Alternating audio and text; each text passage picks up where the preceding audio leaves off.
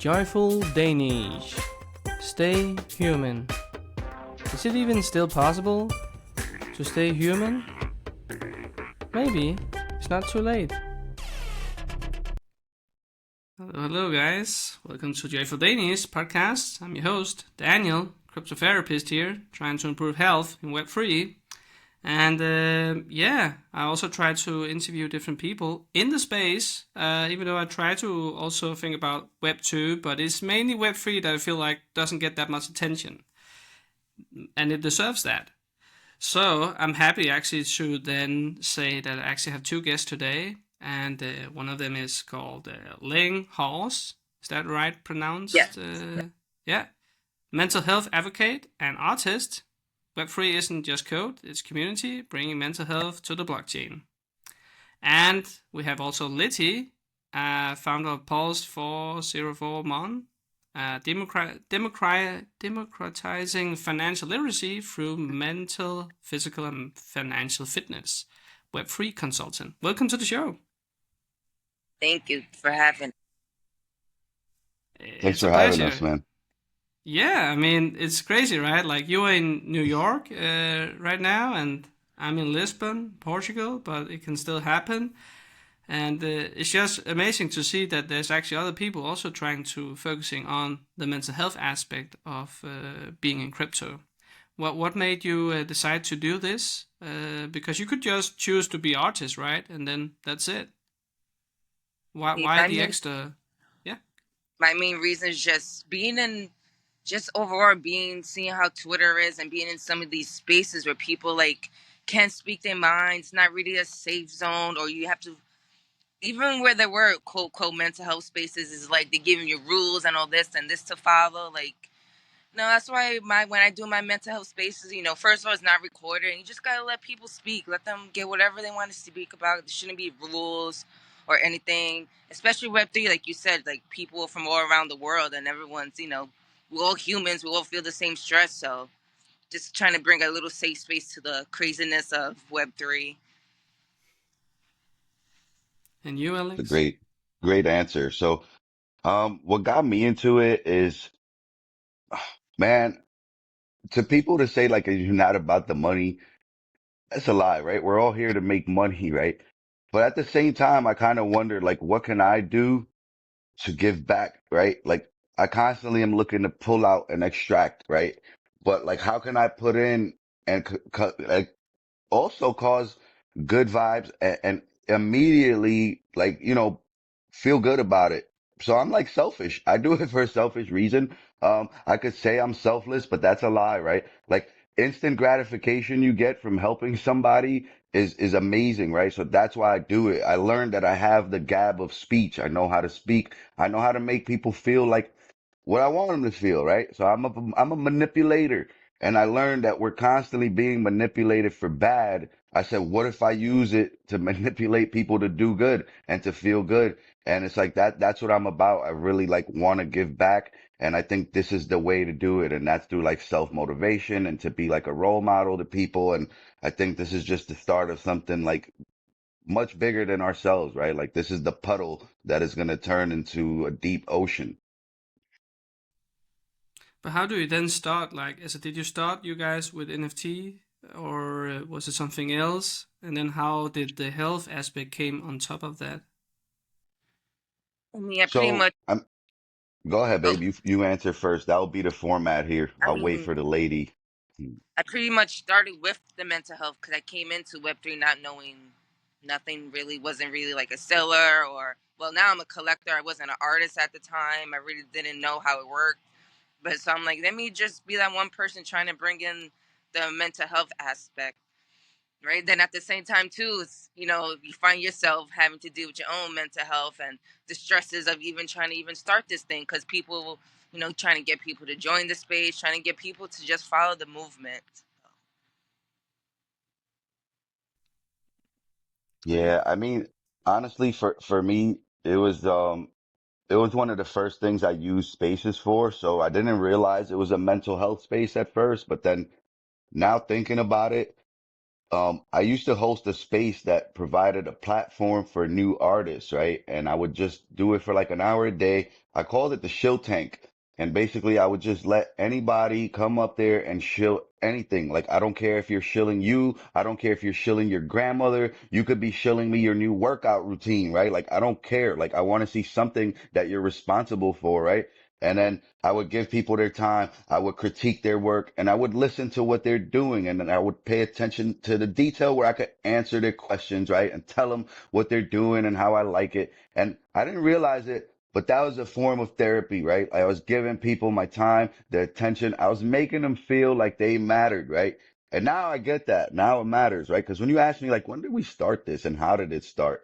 I don't think it ever really wasn't a thing. Like, as soon as I got into NFTs, I realized how not only is it PvP by nature, but people just are like gatekeeping each other. They're not nice. Like, they say it's all inclusive and people push each other, but it's not true. It's like individual groups within groups. And it's like a lot of compartmentalization, and that's hard for people. Like, so I just wanted to always provide that like home and that sense of like, dog, it don't matter like what you're going through, all the stuff you're going through now, somebody or myself or anybody with the community, we probably already done been there. So like, you talking to the right people, right? Like the real OGs of this crypto stuff. Like, we done seen it all. We done seen it go up. We done seen it fall back down. We done round trip bags of like hundreds of $1,000s that never came back, right? Like, so when you say like, do we take away from NFTs or nah, man, like it's all together. And that's like part of life. That's part of art, right? Like, you have to be a builder, but you also have to like share that and share with people. And to us, like, that's what the mental health thing is about, is just like sharing with people, right? Like, just share your time, listen, and really pay attention, like before you start like answering to people and stuff. So it's like, it goes hand in hand, in my opinion, man. Like, therapy and art, how could that not be the same thing, right? Like, people look at art because they want that therapeutic feeling from the piece of art, like that. You know what I mean? So it's like, it's a very like, correlated thing, art and therapy, in my opinion. So it's like, you have to do both. You have to do both. And it seems like a natural overlap to. I usually get a question from the previous guest that then I give to the next one, and it seems relevant to this as well already. That she's a futurist, so she look into like different trends, and then trying to see like if this keep going, what could happen. It's a very interesting episode actually. But she gave the question to you guys: what would happen if you guys didn't have to explain the art usefulness or like purpose or like functionality, but just trusting the creative process without having to explain it, and didn't have to like think further about it? What will then could you imagine that will happen? Two things could happen. It's either people really resonate with your art or it goes to zero, right? I mean, we're a place where people ask, what's the utility? So like, this is not a Right. place where people just respect the art yet. We're waiting for real collectors to enter the market. You know, in Pokemon, when they say Ash appeared, new monster appeared. Well, that new monster are the users and the collectors. The Web3, don't be swayed by what people tell you. We are just a bunch of users, right? And by that, I mean, you're users in the financial term. You're just investors, right? You're investing.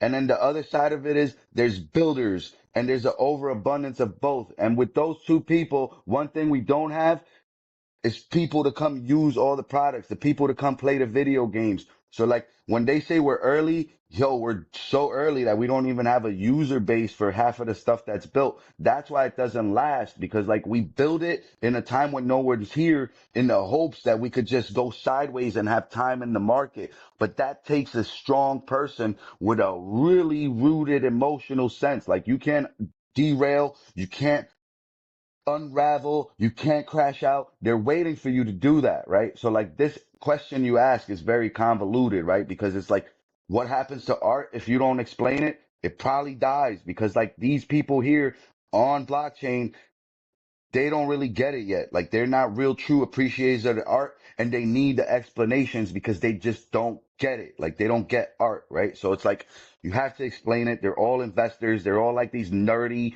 investment people. Like they don't get shit. Like, you know, so you have to tell them if you want them to know, you have to tell them what you want them to know. If not, it's gonna die. That's my opinion. True. Very true. And just relating to people, letting people know you can relate to them on a certain level, it just brings more people together. But the thing is, at the same time, people are afraid to even start talking about mental health because no one wants to admit that, there's something wrong with their mental health. It doesn't even have to be a bad thing. You could just be going through a hard time. You could just found out you got sick or something, or you could just anything.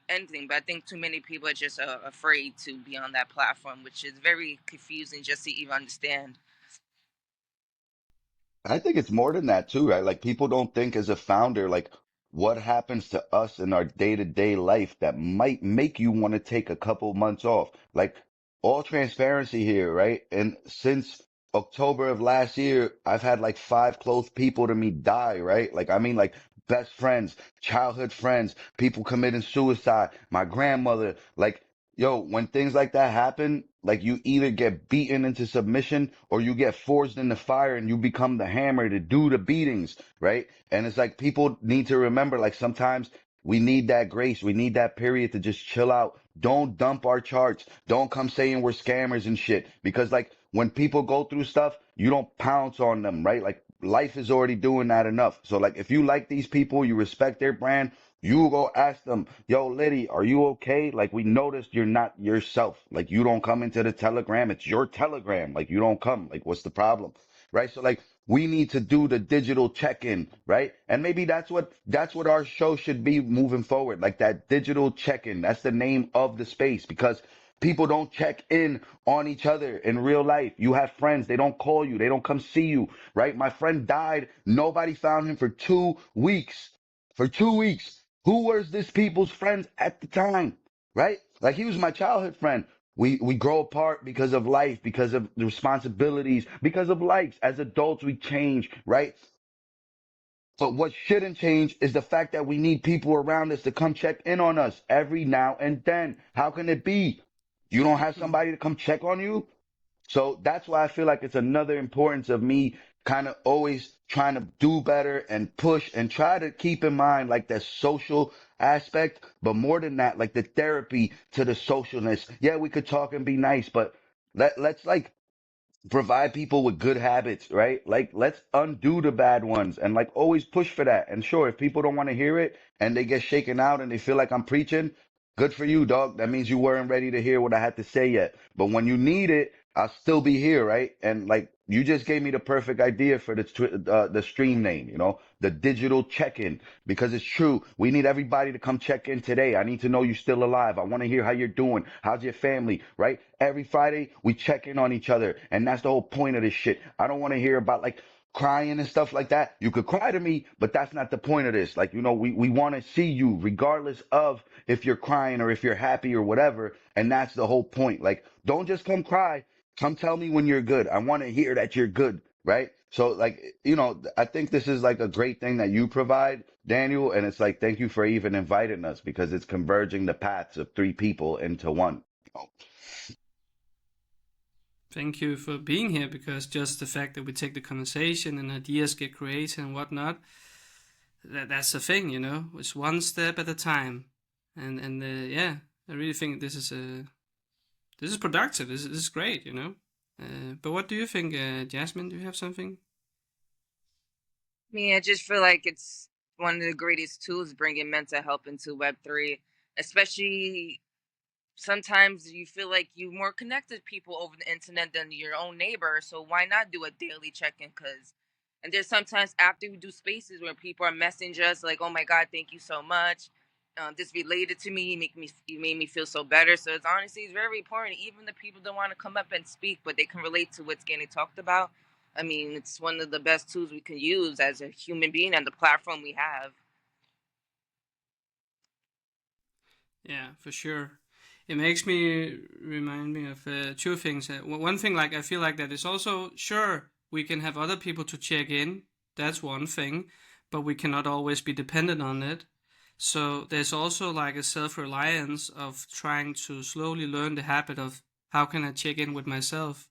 It doesn't have to be too hippie and whippy, but I'm just saying simple stuff with like I work a lot about with the body awareness. So through the body, it helps you in a very simple sense. And again, like you said, like also with art, it needs to have a purpose or functionality. What's the utility? Your body, you can see like this, has actually one of many utilities. But this, for this reference, your senses, your overall body, perception and whatnot, helps you to be grounded and be here, to stay present. Have you tried to be in a conversation with someone where you suddenly can see in their eyes, oh, you said something that made them go out of their mind or whatever, they're not in their body even. They're in memory land, you know. They suddenly think about, oh, and there was this and this. Oh, back to the conversation, or whatever gets talked to me that I don't receive now because I wasn't here for the last 10 seconds. So I actually don't know what happened the last 10 seconds because you weren't there to receive the mail, you know. Your nervous system and your senses, some of the best memories I have and can still recall were when I was very much present. Could feel the heat of the sun, enjoy the scents, enjoy the view. Didn't want to change anything because again, that's usually the thought and the mind, right? So those simple check-ins with your senses. For example, I remember, I think it's Eckhart Tolle who have this. I remember he had this retreat at Findhorn, I think it was called, in Scotland. And then he starts out with like not really saying anything for a relatively long time. And then eventually he asked the audience, do you breathe? I was like, very young at the time. I was like, what question is that? Doesn't make sense. Like, of course, we're waiting for you to talk, man. Of course, we're breathing. What's a weird start is that, you know? And then he continued at some point. So what did you do? Did you just think about the question, do you breathe? Yeah, of course, otherwise I'll be dead, so blah, blah, blah. So yeah, of course, I can conclude, I breathe. What's the point? Or did you actually check? And then come up to the mind again? Yeah, sure, so what's your point? I breathe. What a miracle, right? Yes, but for those few seconds, you were actually out of your mind. That sounds like a bad thing, but in this case, it's actually good. You were present. You didn't outsource something that actually is connected to your body.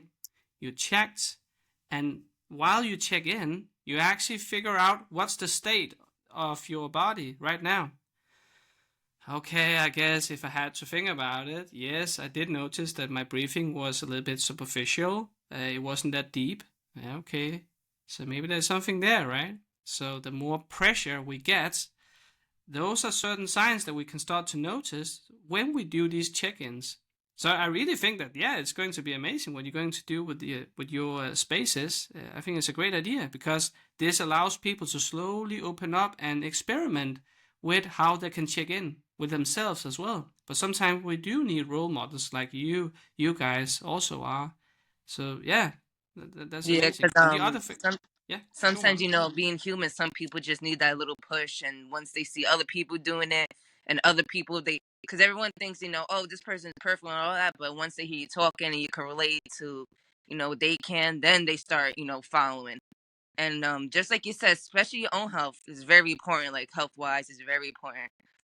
Like for me, especially as I was trying to figure out what I'm doing with Web3 as an artist, I ended up finding out I have rheumatoid arthritis, which is, you know, every joint in my body is affected. So I couldn't be that physical artist. And it put me all in a little depression. Like, how can I be an artist and if I can't use my hands?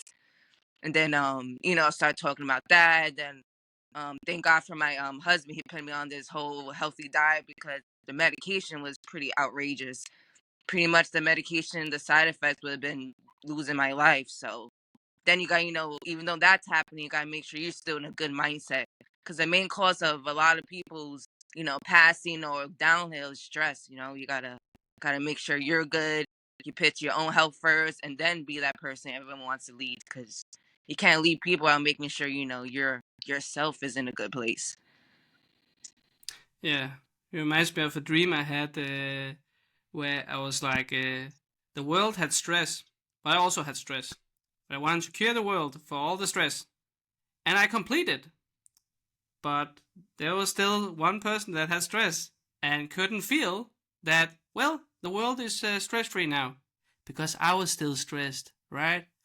And then it ended before I woke up with this quote. It's like a mashup of like Shakespeare and Gandhi. To be or not to be the change you want to see in the world. And I was like, yeah, that's a good point, you know. We just need to start with ourselves. That will be enough, actually. That's a starting point. Otherwise, we take too much on our shoulders and we can't bear it and we crash. We're too hard on ourselves, you know. It's like a game, right? If you put everything on hard mode, of course it's going to be crazy. It's insane. But does it have to be? That's the thing. No, it doesn't have to be that way. It really doesn't. So for the longest, I thought to be an axe, right? Or like to hammer into people, right? Like you want them to understand it. And the only way I knew to like teach people was in this militaristic way, right? Like drill sergeant, drill it into them. And what's missing there is like true compassion and grace, right? The only way you could truly teach somebody and it sticks is when you give them grace. You can't be out here just chopping people down, man. And it's like the only reason I thought that was the way is because that's how I drew things out of myself, right? Like I'm Eastern European. We don't do the whole hallmark boo-hoo stuff, right? So if you want to dig deep and take something out, it's usually going to result in you using some kind of like, I hate to say it, but some kind of like anger or some sort of like something like that that you turn into fuel and you like, you build with that, right? But man, you don't got to be like that because once you become hard on yourself like that, that's how you interact with everybody else, right? Like you taught yourself how to be forged in the fire, but that's fine, right? That creates the toughest of the tough. And that's maybe that what we need for the role models. Like maybe there's a different program for different people, right? Like for regular community, it's better to attach love and grace to the healing process, right? Like you can't heal and teach somebody good things when you're yelling at them all the time, right? Like eventually they're going to disregard and they're going to resent you. As a founder, though, as a role model, you might need that program to teach you that. Like you need that, right? Like just in case you get beat up a little bit, don't show in public that you got smacked up right now. Like let's just take the slap on the face, keep it moving, build the thick skin. And that's for everyone, right? Like we need leaders like that. But yeah, I think for the community, you need to find a better way. Like for the layman, I think we might need to like caress them and baby them in and that's fine because like that's what's needed, right? Like the world is super tough. You don't need the healing process to also be that, right? So yeah, and then like when you guys said like you know nobody's perfect, I'm sorry, I'm kind of perfect, like you know what I mean? I'm sorry. I'm kidding, man. But it's like Don't that's be the sorry. mindset you gotta think, right? Like you gotta know that you're that dude. Like you're not telling, I'm not asking somebody if I'm that guy. I know I'm that fucking guy, right? Like that's why when I go places, I'm not afraid to interject and speak to the millionaires or the billionaires. And if the team is there and they don't want me to talk to him, guess what? Tough luck, Dick. I'm still gonna go and talk to your founder because this is founder to founder. This is not like worker to founder. I don't need you to go speak to your boss. I'm a boss. Sit down, right? And sometimes you need that kind of like, you need to be a lion, right? But you also need to know when you gotta be like a freaking panda bear, right? And just be like smooth and caressing and just be cool with people, man. Like sometimes people like that better, right? Like you like it better when I make you laugh. You like it better when we both smile. Sure, when I'm serious and I tell you good things, you like the gems I give you, but like you gotta have a perfect balance of that, right? So it's like, this whole thing is important, man. Like, and then like I could talk about it forever. So it's like it's a beautiful thing. So we we got to come back on your show eventually, you know. Yeah, sure. And also we also could figure out on Fridays to maybe we do a different time for the mental health space so you could join it. I know I think it's like a 5 hour time difference. Yeah, I think it's 5 hours. Yeah. Yeah. And people just need to realize, sometimes it's okay not to be okay, but let's talk about it and let's see what can we do to help you feel better. It might not be overnight, sometimes it's a longer period of time, but we're just human. Sometimes, we're having a bad day, but let's see what can we do, what can we bring to the space, so those people feel better and feel more comfortable. And sometimes, like you guys were saying, you do got to push yourself. Because me, I was never even a public speaker. Like a couple of months ago, I would be like, I'm not talking to any podcast. I'm not going in no type of tourist space. But I'm like, how do I want to be a role model and not push myself out of my own comfort zone? Yeah. How are you? Yeah.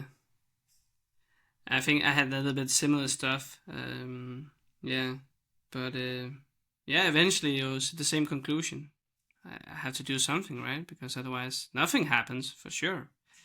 But back to like what you said before as well, like it makes me think also that, I mean, I really think that it's about just encouraging people to start where they are. I mean, for example, some of the things I have, because I actually made like a lot of stuff in this, like a playbook I call the Crypto People's Health Playbook, where I kind of compiled any possible thing you can imagine that can impact your mental health while being in crypto. So like that, for example, is like stress signs in a bear market, physically, psychologically, and behaviorally, that have gathered through years. And the same in a bull market.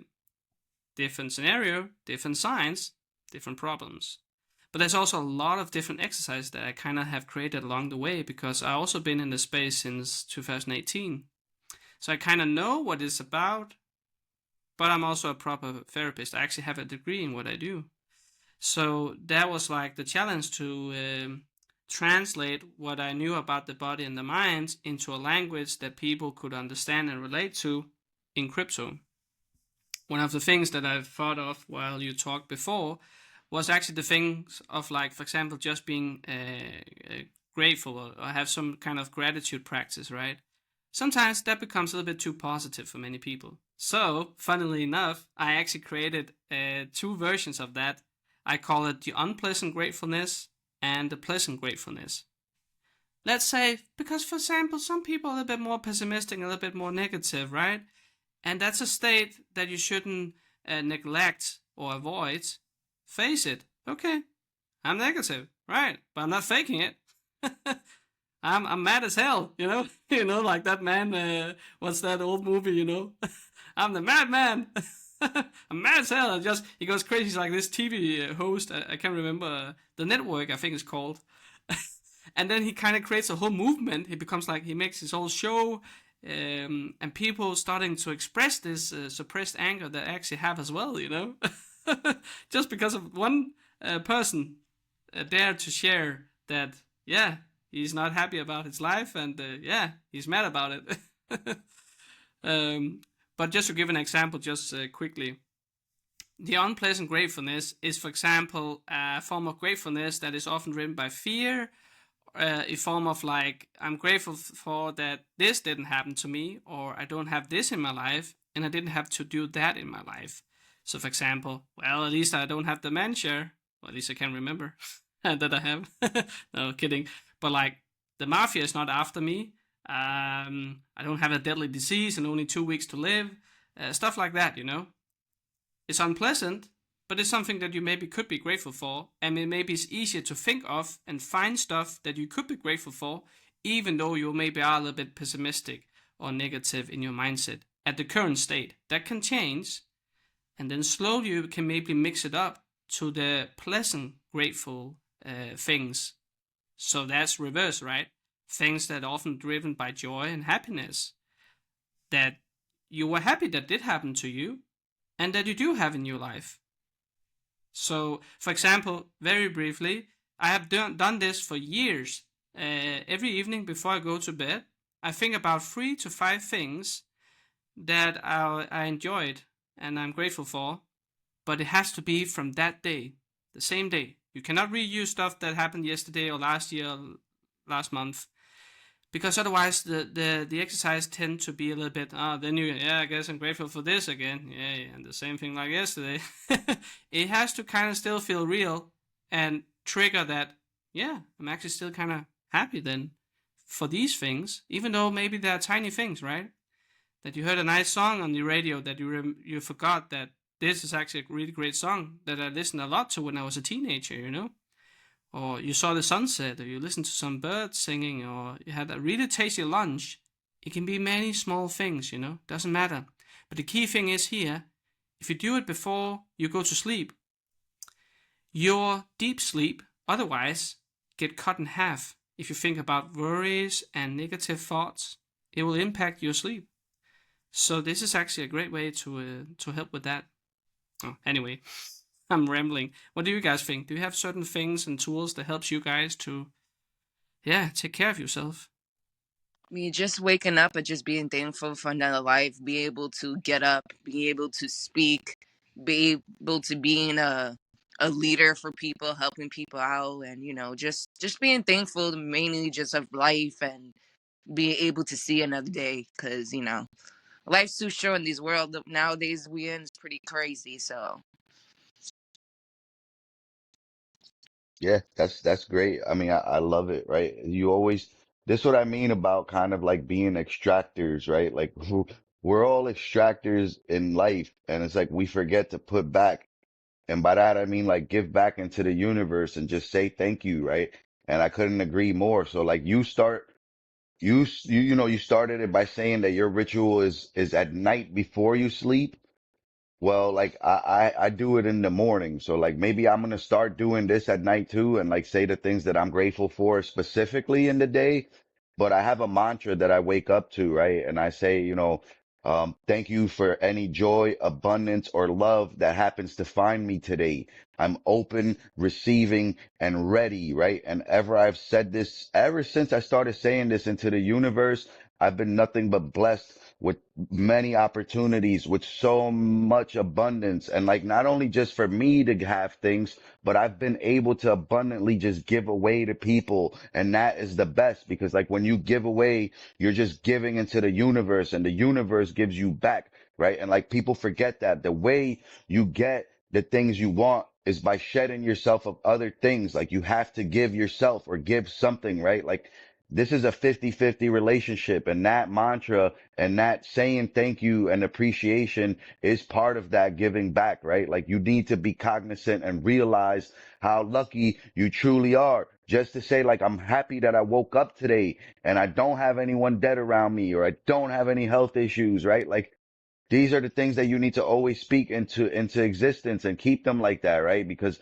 when it's negative, we're quick to talk about the negatives, but like I don't hear people mention the positives, and that's why I said about like the check-in is not just for you to come and cry to me. I want you to come back and tell me when you're having a good time and what you're grateful for, right? So it's like what you brought up like a great point because like all of this stuff is hand in hand together. Like you have to like appreciate when you're doing good and appreciate what is good. If not, like those things go away.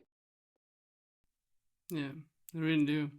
I'm only highlighting the night practice because I really think that it's very important that you at least can do something that is sort of like authentic to you. So I do it in the morning sometimes, but it's not always in the morning. And I kind of caught myself that it was sort of like the same things, and it kind of lose the momentum in like, yeah, I'm guessing grateful for this again. Yeah, okay, and the same as I couldn't really keep it fresh, you know. So that's why I swear to the night routine for sure. But sometimes when I then feel the morning, sure, whatever comes that I'm actually genuinely grateful that day, sure. But yeah, great to hear your practices as well. What do you guys observe in particular in the Web3 space that is causing stress? What have you observed? um like I was saying, people not having that safe space, that it's not going by rules or things you have to do, just being a human.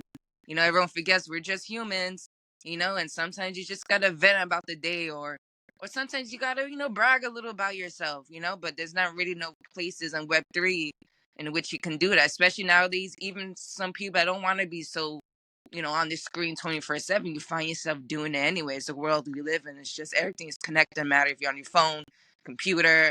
It's just all or everyone's just going to be more and more connected throughout Web3.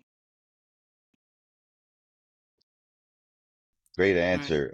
My take on that is, what isn't stressful in Web3, right? That's probably easier to say, right? Like what's stressful? The community, the expectations, the realizations, the goals, the everything, dog. Like everything is stressful, right? And like just people, we make it more stressful. People say this is like a carefree zone. This is a freedom of speech. No, it's all bullshit. This is all filled with a bunch of LARPers. Your favorite brand host is like a nerd, right? And then like he comes out here and makes himself seem like he's the most biggest Chad ever and he doesn't gatekeep people and he's got a heart. No, man, these people are all trying to fight over the piece of the pie. We're all gatekeeping each other. We're all nudging each other out of the doorway when it's like, we don't have to be like that. It could be all inclusive. People could play their position and wait their turn. Wait your turn, bro. That's where the term tag ups come from.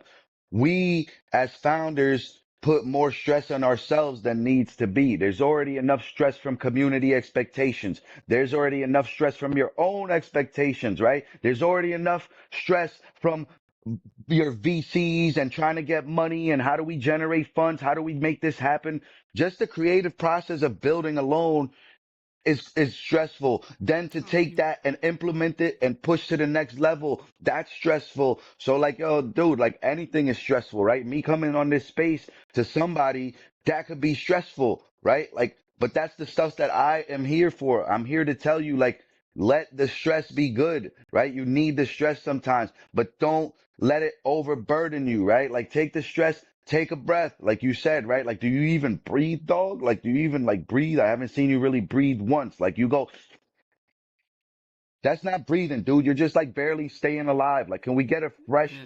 amount of oxygen in this dude's brain so he could have like, you know what I mean? Like, we really are filled with nothing but like the most stressful environment. Like, if you succeed in Web3, you are truthfully probably one of the best people walking on earth, right? Like we're going against the grain. The whole sentiment is bad. We all looked at as bad. So we chose for whatever reason to decide to build in a place where like you're having the most extreme conditions doing so. Think about trying to build a tent in Antarctica when it's like negative 30 degrees and you don't have gloves on. That's crypto. That's the crypto space, right? Like we're here just in a blizzard trying to put a campfire together and we got assholes stepping all over and kicking our bonfire over as we're like close to do it, right? So it's like not only is the environment stressful, but we as the users also create extra stress and it's unnecessary. Like some of it is really unnecessary. You know what I mean?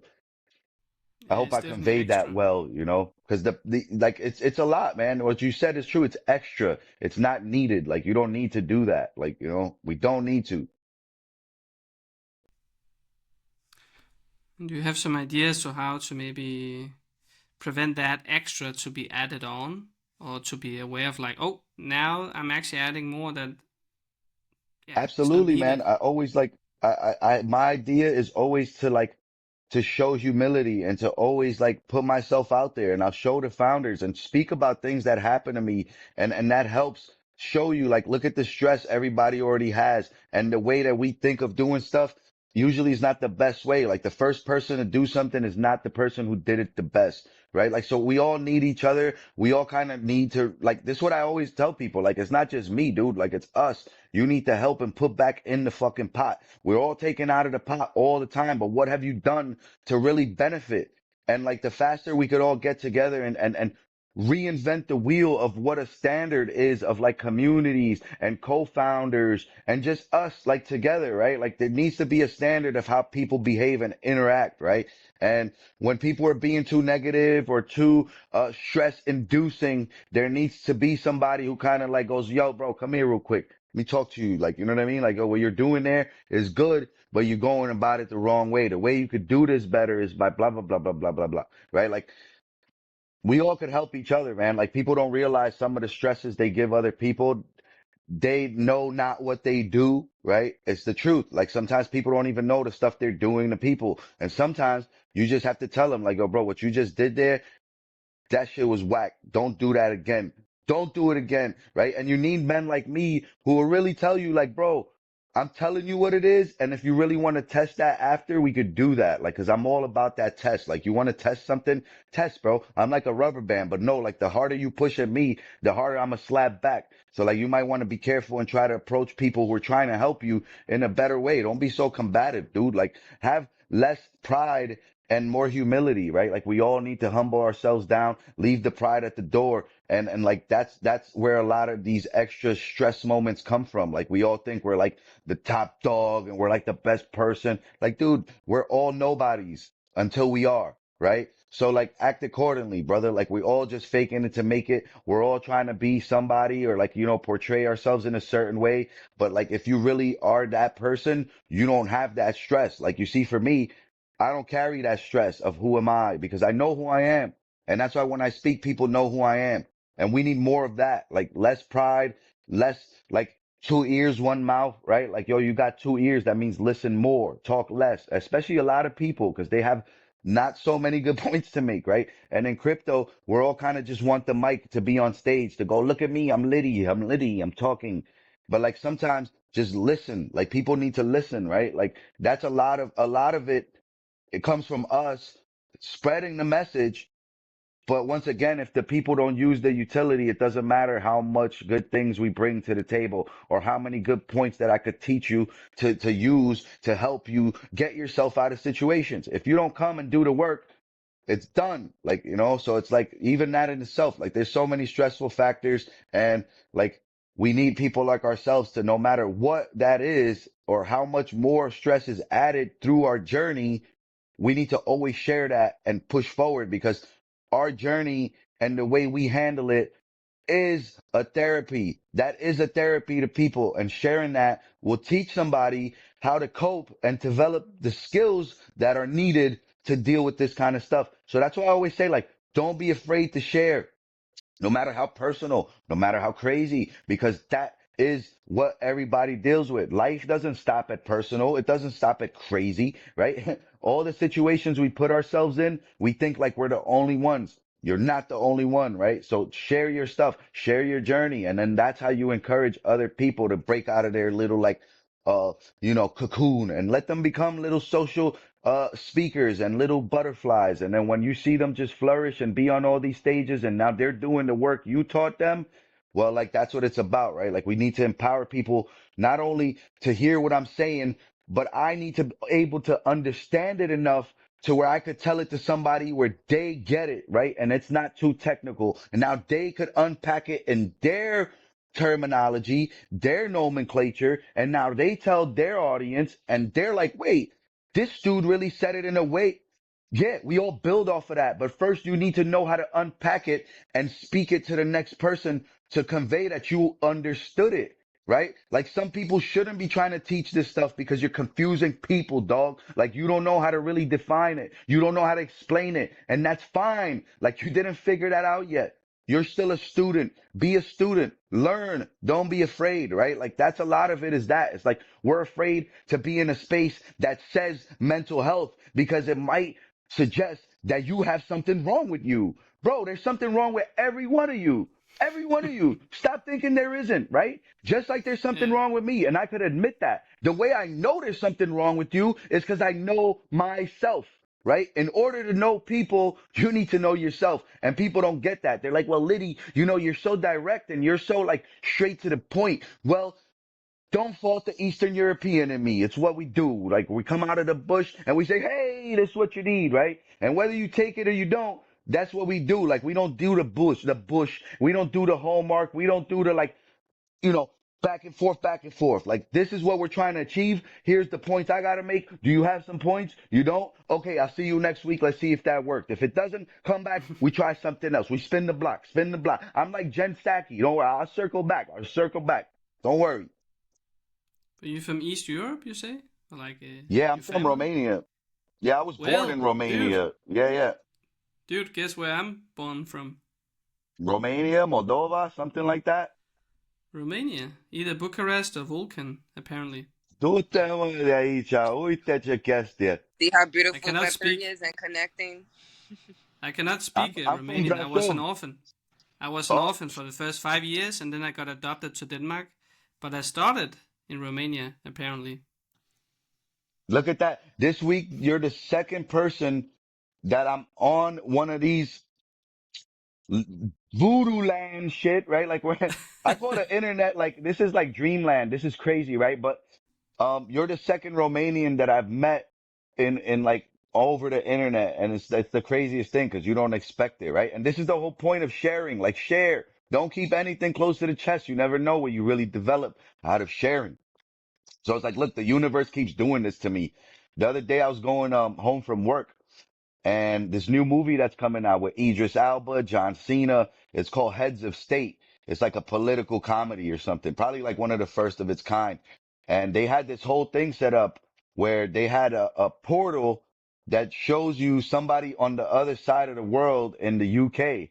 And I always like interacting with stuff, right? Like I say in Web3, if there's no users, it will die. Same thing in Web2. If there's no users, it will die. So when people take their time to build this stuff, I go and use it. I interact with it. And the lady I spoke to turned out to be a Romanian from Moldova. And we just started talking in Romanian. And everybody's looking at us like it's this cool, like real moment. And I'm telling people like, yo, like that right there, that's the universe. Like you're not getting it. When I tell you like cosmic entanglement, when I tell you terms like that, that's the truth of the truth. Nothing that you do here is up to you, right? Like you could say what you want to do and where your intentions are. You could say that you want collaborations, but who you end up collaborating with and what you actually end up doing is not up to you. It's not up to me, right? All this stuff is written, but because we like to be in Web3, I coined a new term. It's programmed. All this stuff is programmed, right? Like this is not up to us. A lot of it is really not. And it's like a trust fall with the universe. And you just have to trust that if you put the work and put yourselves in those situations, best case scenario will probably happen. What best case is not up to you though, right? Like, so what you might need at the moment or where you might need to be at the moment might not be where you think you need to be at. But that's not up to you. You don't make the journey. You don't make the path. You didn't build this train and these tracks. You just riding it. So enjoy the ride, right? You didn't build these tracks. These have been done for you. So do the work, trust the process and see what happens and believe a bit, right? Like even in the terms spelling, we use words, we spell words. When we speak them, we don't speak them. We cast spells. We're casting spells, guys. You're all warlocks and witches. And when you really believe, you'll see what's possible. You think I'm crazy right now, right? But trust me, wait till you see where I'm at 2 years from now, a year from now. Watch my successes. Watch what I've been able to accomplish. And it's not because I'm any different than you. It's because I've given myself to something greater than I, right? And I believe. And that's what people forget. It's almost like they guess that they're going to do good or they hope they'll do good. Dog, if you don't know, who knows? If you don't know and you don't believe in yourself, who's supposed to, right? So, if there's anything that you guys take away from today is from me is that, like, trust the universe and just know that there's like, we're all entangled together. And sometimes you'll be put where you need to be when you need to be there, right? So that's why when I say my mantra in the morning, I say I'm open, I'm receiving, and I'm ready because I am ready, right? So that to me is my truth. And when I speak that truth into the world, it knows that I'm ready and it feels what I'm saying. And that's where my abundance comes from, is because I know that I've shed myself of things like the pride and I have humility and I know how to relate and I have empathy. And these are the things that are needed for you to grow in the universe. You got to shed yourself. You're not this big headed person you thought you were. We're all small increments, small pieces to the puzzle, right? And we didn't even know that we were that, but you are. You know what I mean? So be a bigger piece in the sense of what you provide, but we're all little pieces, right? Nobody's bigger than the other, but the message that we can convey to people can be big, and that's important. It really is. It reminds me of this comedian who said, like, I mean, if you could believe you could believe in Santa Claus for 10 years, you can probably believe in yourself for 10 seconds. Start there. But where do you think, Jasmine? I'm also curious, like, where do you actually come from or are born? Yeah, just to get that as well. if you Where we want. say where I come from, where I was born. Yeah, or born, yeah, or like because I don't know I what was my born genes in are either. I was born in New York States, but I'm originally from like my background Puerto Rican, both parents. Well, now I just have and actually going back, what actually brought me doing the mental health thing is going through the death of my father, and then feeling like, because sometimes people don't feel like you can feel lonely and by yourself in a room surrounded by people, and that was like one of my main reasons of wanting to bring the mental health awareness, because sometimes it doesn't even matter if you're in a room full of people, you can still feel a sense of loneliness and by yourself, especially my dad was like that one person I always went to. So now that you have Web3, and at least now I could help people on their journey, and relate to people, pick up friends on the way, along the way, and stuff like that. Certain quotes and stuff that you still bring with you from your father. I'm just curious, like, does he still support you in some way, like by Oh yeah, of years? course. Especially my dad was a people's person. Always sees. Well, he would always one. He always sees the good in people, no matter if they didn't see the good in people. Always.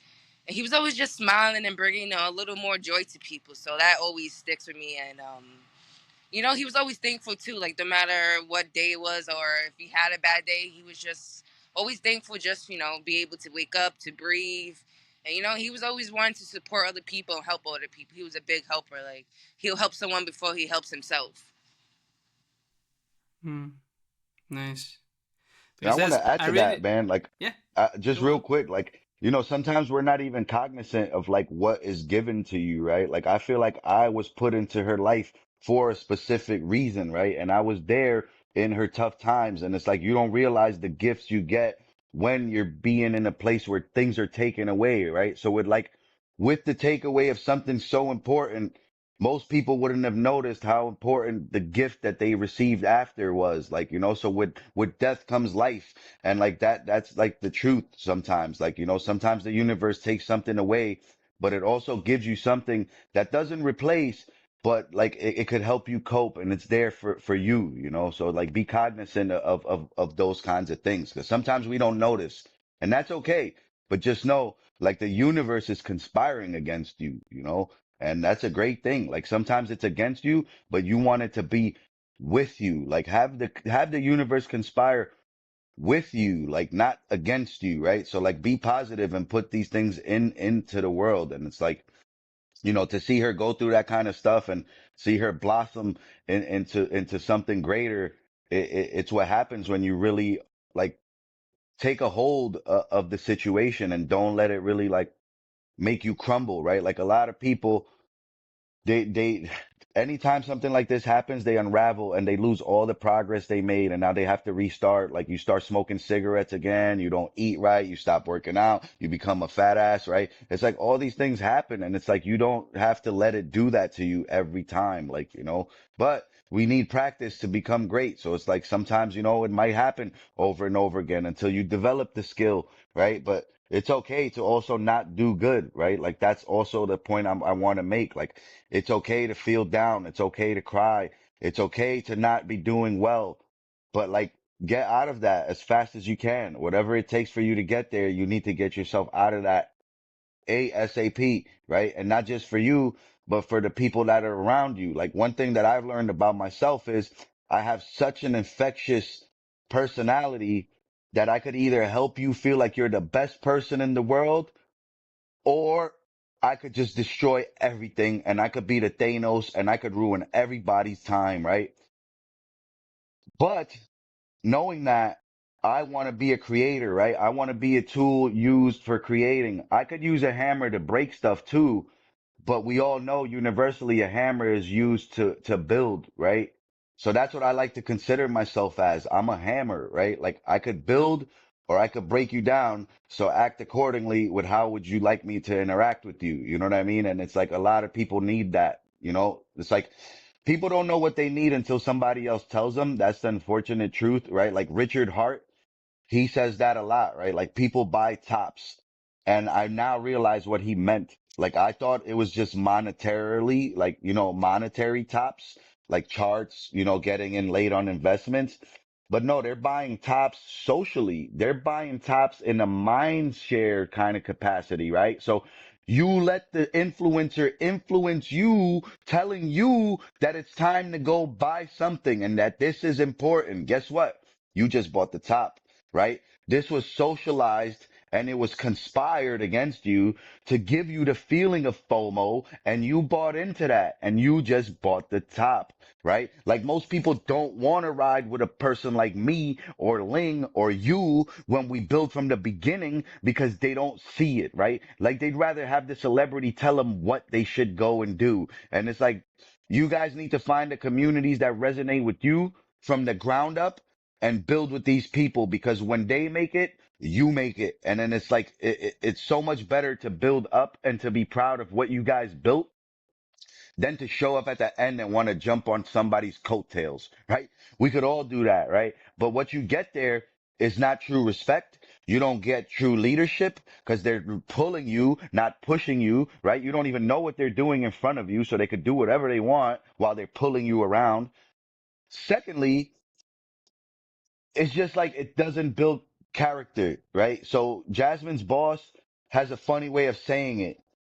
Just because you are a character doesn't mean you have any, right? And if it's one thing I could teach people is like when you think nobody's looking and you do bad shit, the universe is looking. So don't do that anymore. Have character, have class, have respect for yourself, right? Like don't just do things because you think people are looking at you. The universe is always looking.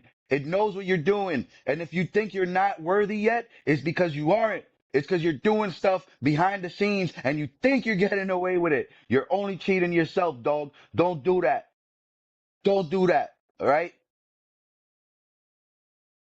And there's no Right. response to that. I'm sure people will go, oh, but, I was tired that day or whatever. Dude, we're all tired, right? We're all tired, some more than others. Some carry bigger boulders than others. And we don't come on here and cry about how we're tired, dude. You know what I mean? I went to sleep at 4. I just woke up at 7 to be on this space, knowing we have our own mental health space. It's all right. It's all fun. Treat it fun, and fun it shall be. Treat it like stress, and stress you will have, right? So these are just little tips and tricks, man. Like don't cheat yourself, right? Like you feel like you're getting away and you're doing a shortcut, you're cheating yourself, man. Always want to be able to handle the plate provided to you, right? In my culture, if somebody gives you a plate of food, I don't care if it's bull testicles. You eat those nuts, and that's the best nuts you ever ate, right? But after that, we know we don't like to eat that. We're not eating that ever again. It was disgusting. But culturally, you have to eat the plate. So when the universe gives you food, you gotta eat the plate, dog. It don't matter if like it's a good meal or not. You gotta eat it, right? So it's like that's one thing I wish I could instill in people. Like don't always be for what you want. Sometimes there's things that need to get done because they have to get done, right? Like and that's the bare root of like what is asked of you in a universal capacity. Just always be ready to work and always assume that people are watching you because they are. Yeah. I mean, I also kind of observe like often, people preach, but life teach, right? So we can say so much as we can, but if people are not ready for it and they don't really want to do it, I mean, that's fine. Or maybe they didn't have the role models for them to actually slowly Absolutely. get encouraged.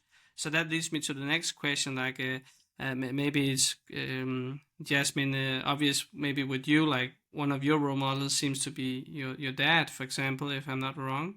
But I'm curious, like, who are your current role model or role models, if you I want to mean, share? the man at the bottom of the screen right there, it's my biggest role model. In what way? How does that come to I mean, expression?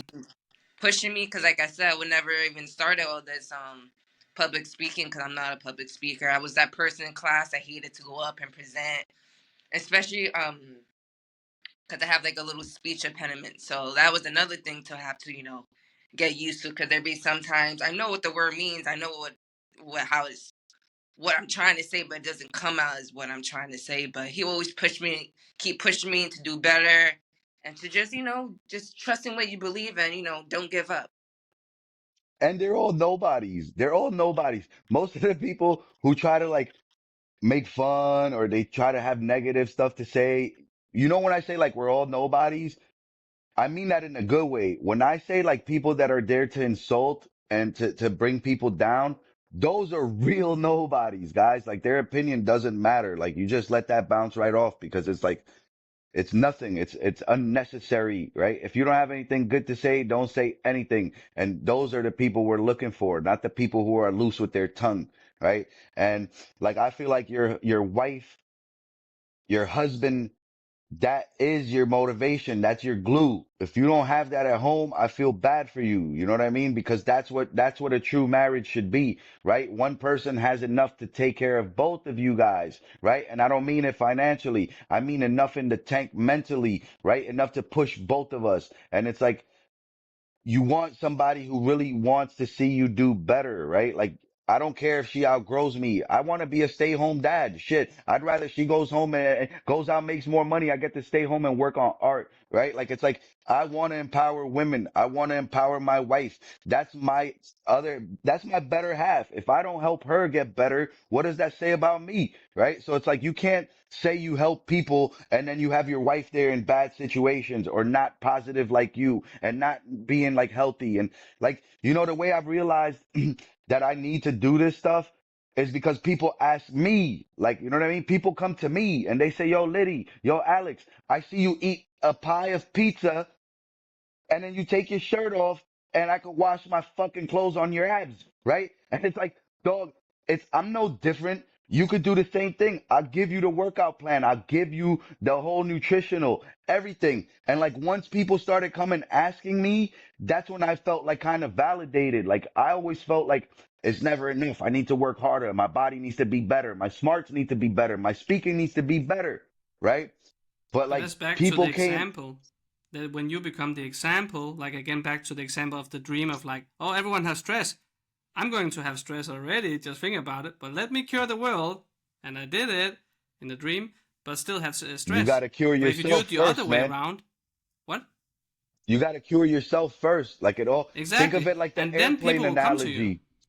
Yeah, like think of it like when you're in a plane and they tell you about the breathing apparatuses, right? Like use it for yourself first. If I pass out while I'm trying to help everybody, well, guess what?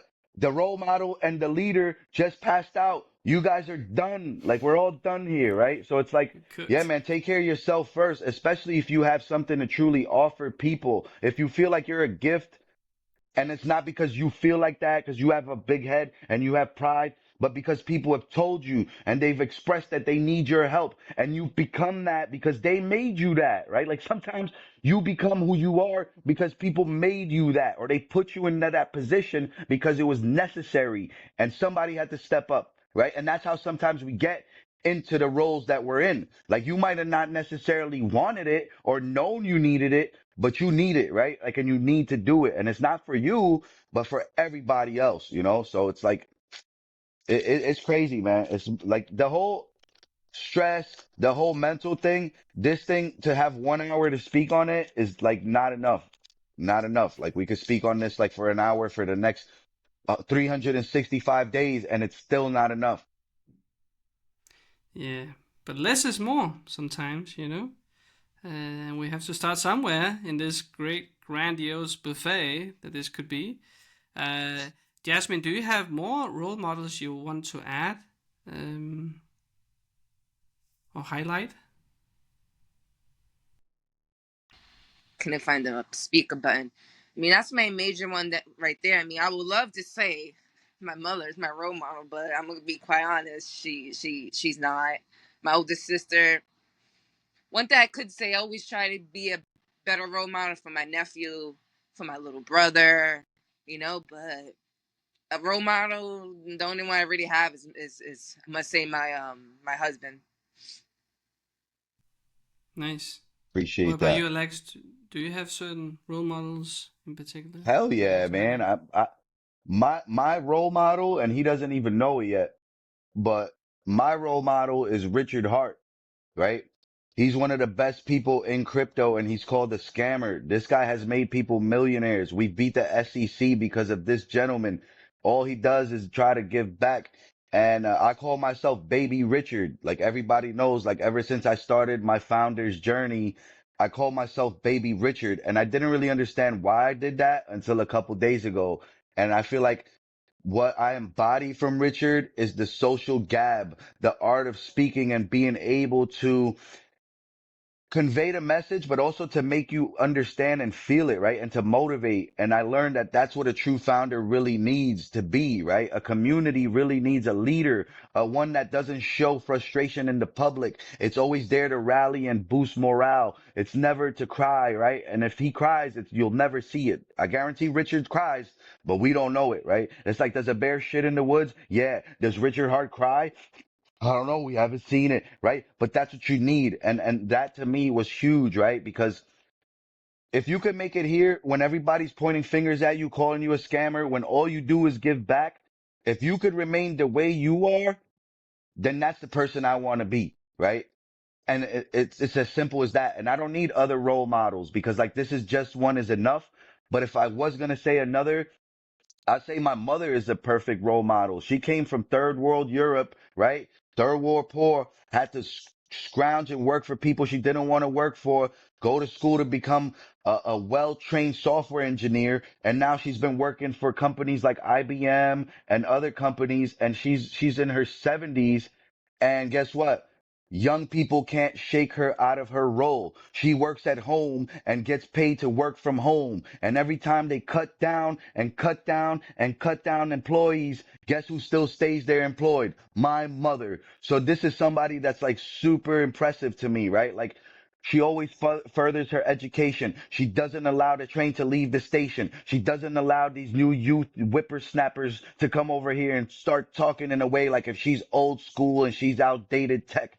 No, like, and that's impressive. When you could still stay resilient and still be in the market when the market just wants to shake you out and create a new standard of what a worker should be, that's truly impressive, honestly. And it's not because she's my mother or anything, but it's just like I respect the work. Like, and people don't realize the work that goes into stuff. Like, we all go like, oh, it must be nice. Yeah, it must be nice that I stood up 48 hours in 2 days and you know what I mean? I don't get to eat, but only one time a day at like 3 in the morning sometimes while you guys have all these nice meals and all this leisurely free time. Yeah, it must be nice that I'm working and putting you on my back. Real nice. Yeah, yeah, real nice.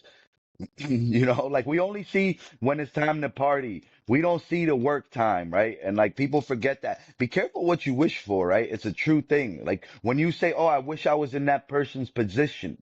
Well, then you might really understand it. So imagine having to fly back and forth from convention to convention when you don't see your kids, you don't see your wife, you don't have time for none of that, right? So it all becomes a stress inducing environment and like people just don't get it until they put themselves on the field. Like until you come here, bro, and you hold this basketball and you cross some motherfuckers over and break some ankles, you're not going to know what it takes to be in the field. Sure, you could be outside and look at it from the trenches and say, yo, I'm on the sideline behind the barbed wire and I know what it takes. You have an idea. You have it's like a concept, right, of what it takes. But until you come in here and you start doing the work like yourself, Daniel, and like Ling, like they don't understand it, right? So it's the worst to gain traction.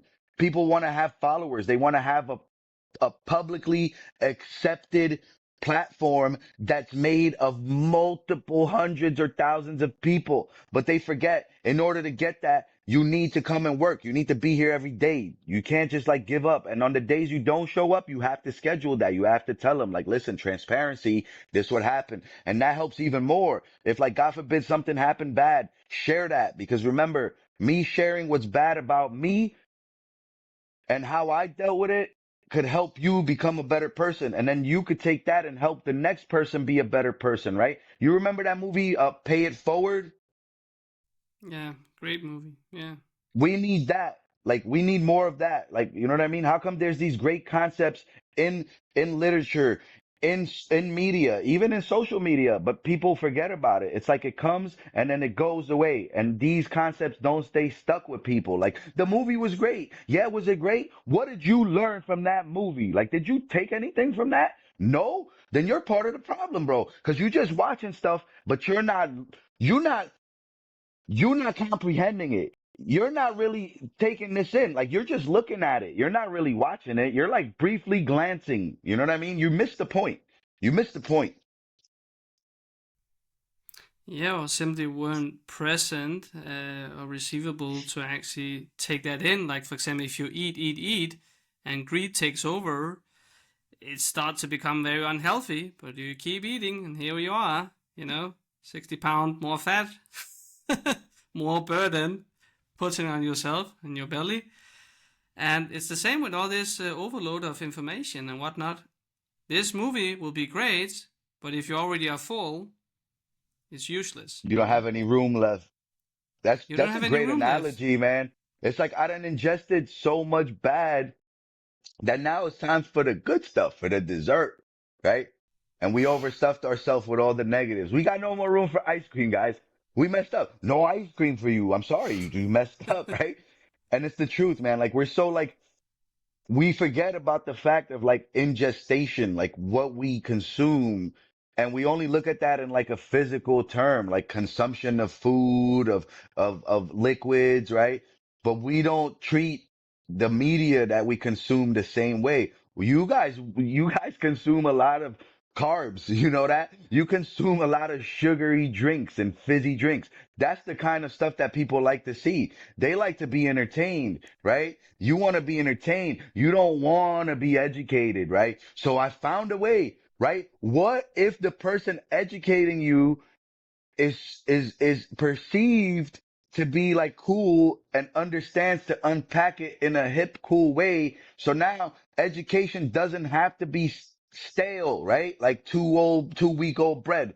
It could be fun and we could still have education and entertainment. And I feel like Web3 needs a better way of doing that, right? Like when I was young, I hated school and it's because everybody just wrote words on the whiteboard. I don't do that, right? You need to show me how this thing works. Take the gears and show me the gears moving and move that part, right? And I did bad in school, but except for math. Somehow I was like a math genius. They skipped me 2 grades ahead when I came to America just because of my math skills, right? But more important, what I developed in America was the sense of like understanding how things work mechanically. And like I could look at an engine and tell you exactly how it works, which part does what and how all this stuff works together. And if how you like strain this system, how it will break that piece or how like if you put extra stress here, how it's going to help break that component. Right. So it's like I'm doing that now for life. Right. So I figured out how to do it for cars and all the fun stuff that people like. They love hearing me talk about how like allegedly I run away from police on my bikes and like, I allegedly street race and I go to like these racing events and that's fun, right? People love that fun aspect. It's like cool and it's hip, right? But like, what if you do that with things that aren't so cool and aren't so hip? That's how you become the person that's not really preaching. You're like giving people a good time, right? Like if education become entertainment, then you'll see people walking away, not only understanding what you're telling them, but they're smiling and happy to be doing so, right? So I understand my path here, man. And it's like the more we get invited to these spaces and to these podcasts, I'm Jim Carrey. Anytime you say, can I come? Yes, man. Yes, man. Yes, I'm coming, right? And it's like that's what I encourage everybody to do. I always said it as a young adult. It sucks to not know what you want to do. People always ask you as a youth, what do you want to do? The sad part is most of us don't know because we haven't tried enough stuff. Keep doing stuff. Keep trying, right? Push yourself to do things you haven't done. That's how you find what you like to do. Here's a little quick about me.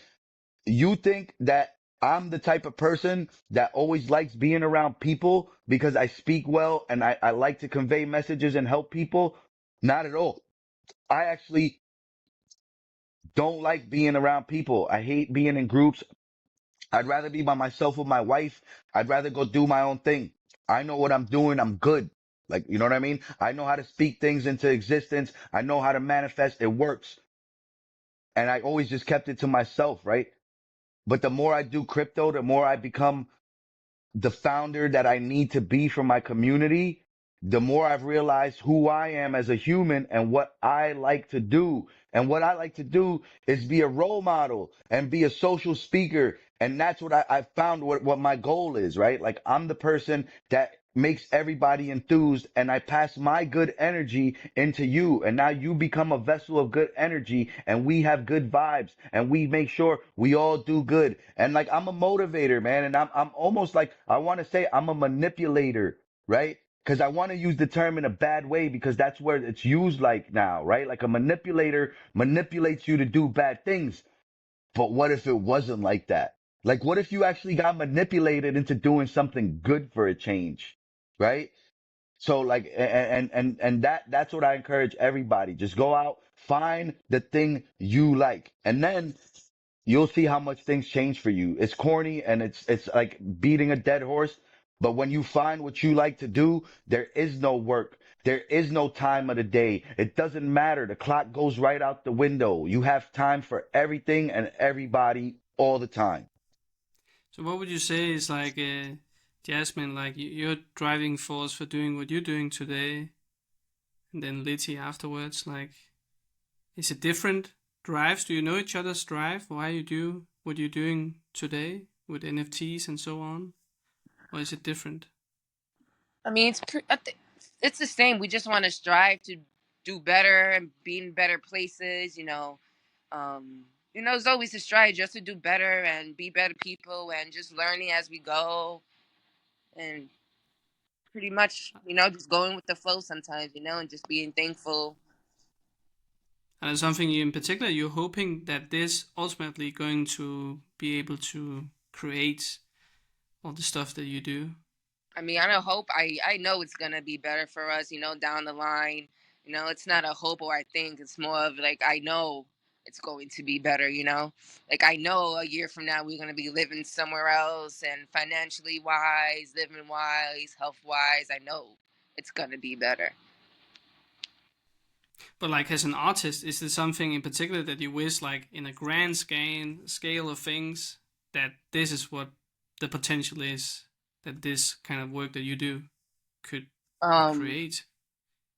yeah, like besides my art striving, it's just striving to be a better mental health speaker and helping people out. Besides my artwork just end up happening. But my main goal is just being this mental health, bringing it to Web3 and other people, and just trying to make the place and the world a little better, one talk at a time. Nice. And you, Alex, what's your main drive for doing what you do? My main drive is just like knowing that people don't have people, right? Like it's like I know we're all looking for someone to like kind of look up to or somebody to kind of learn from. And that's from like the humanitarian standpoint. I want to be that person and like I always have time for people. Like if you're going through something, I want to provide you that platform where you could come and just decompress and talk to me a bit. Like, no matter how much stuff I got going on, I could always make a couple minutes real quick for people, right? And like that's just on a humanitarian level, but what I'm really like hoping and expecting from this whole thing is just freedom, right? Financial freedom. I mean, I want to create a business where I could allow other people to be financially free and just to travel the world and expand my culture, my understanding of what life is. I want to like see the world, right? See different cultures. But like ultimately, I just want to build something bigger and be part of something bigger than myself. And I feel like that's what a lot of people are looking for. And that's what's good about Web3. Like it does provide you that platform of being around the like-minded people that you could possibly build that bigger platform with. So like I think ultimately we're all trying to give ourselves to like a greater power and try to all be like bigger than us, right? Like when I say we're all nobodies, I mean it. Like I don't think I'm better than anybody. And I use that as a form of fuel. Like when I speak to people on stage or I have to like make a big speech in front of a lot of people, I just look at them like they're nobodies because they are nobodies and I'm a nobody and we're all nobodies together, right? We're all figuring it out. Nobody really knows better than the other. You might know things that I don't know, right? And then that's how we kind of help each other, right? Like, so it's like nobody knows more. We all just know different things. And once we put them together, Like, it's all better. It's all good. Yeah, indeed. So, What do you if do you this had, for, Daniel? If you don't mind me reverting that question back to yeah, you, like, what do you because do this for?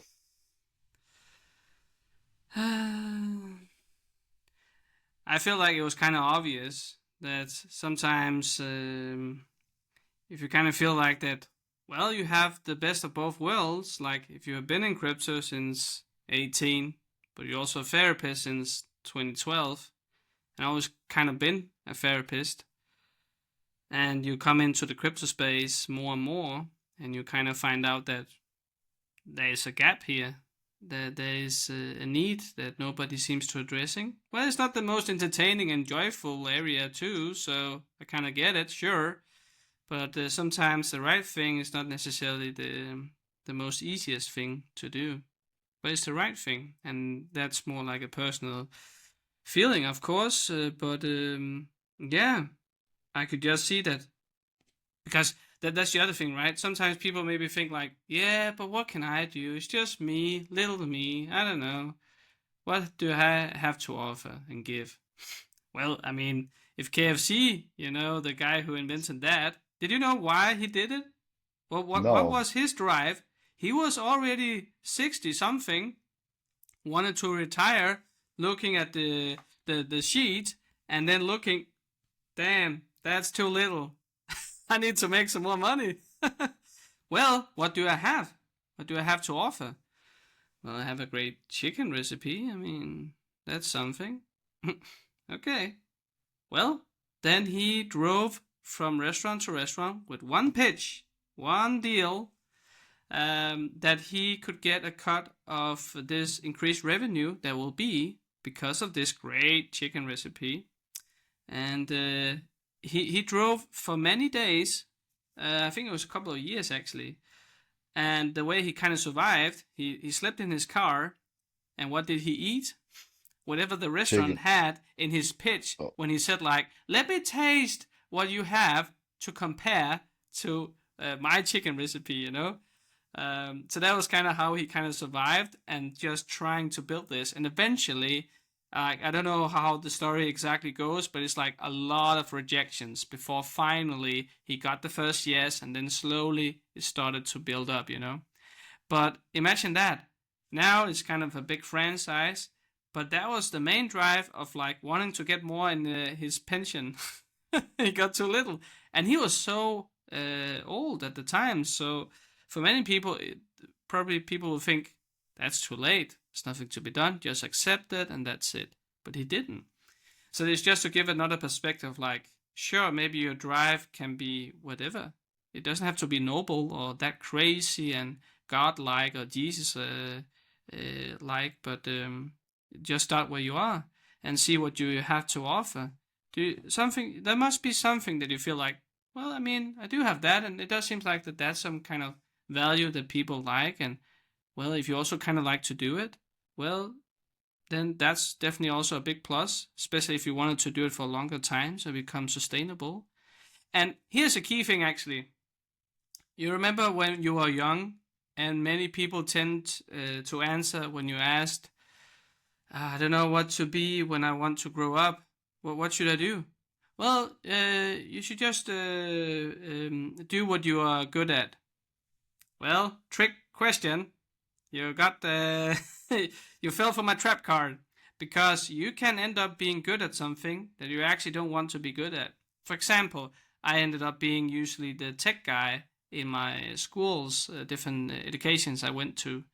Not because I wanted to, but because nobody else kind of helped or wanted to solve this, and often I didn't knew it either. But just because you're actually stepping up and just trying something, and maybe this works, maybe this, oh, this worked. There's so many things. If you talk to tech people, tech support people, they will very often say this very same thing. How did you solve this? How did you know? I didn't. I just did something, and well, now it works. That's the most important thing, and it is. But the main thing is, it doesn't have to be something that you're good at, that you're going to like, just because you're good at it. So later on, I found out a much more better question to ask yourself in order to maybe eventually find something that this is much more something hitting your spot. What is it when you look back in your timeline that you couldn't stop getting back to? That's a key thing. Then you're starting to see a pattern. And then I could see, okay, I'm confused. I don't know where really to choose. And that apparently I could choose a lot of different things, but I don't really have a drive for any of them. None of them push more than others. But what is the pattern? And then I could see, okay, it is kind of the speaking. Very often I was like you, Alex, and people often will say this to me like, oh, Daniel, you speak so much. Yes, and I will eventually become rich of it. So it was like a mantra trying to make it a benefit instead of seeing like a put down. And okay, so I can't stop talking. That must be a thing. Okay, I do like to be some kind of therapist. All right, that's definitely also a thing. I do like to sort of like also educate and guide people through exercise and so on. Okay, so there's patterns, and then you can slowly put together. But eventually, as you also said earlier, you can let life kind of lead you on. You don't have to solve everything, but at least as you're going to do something, that's a start. Just do something, different stuff.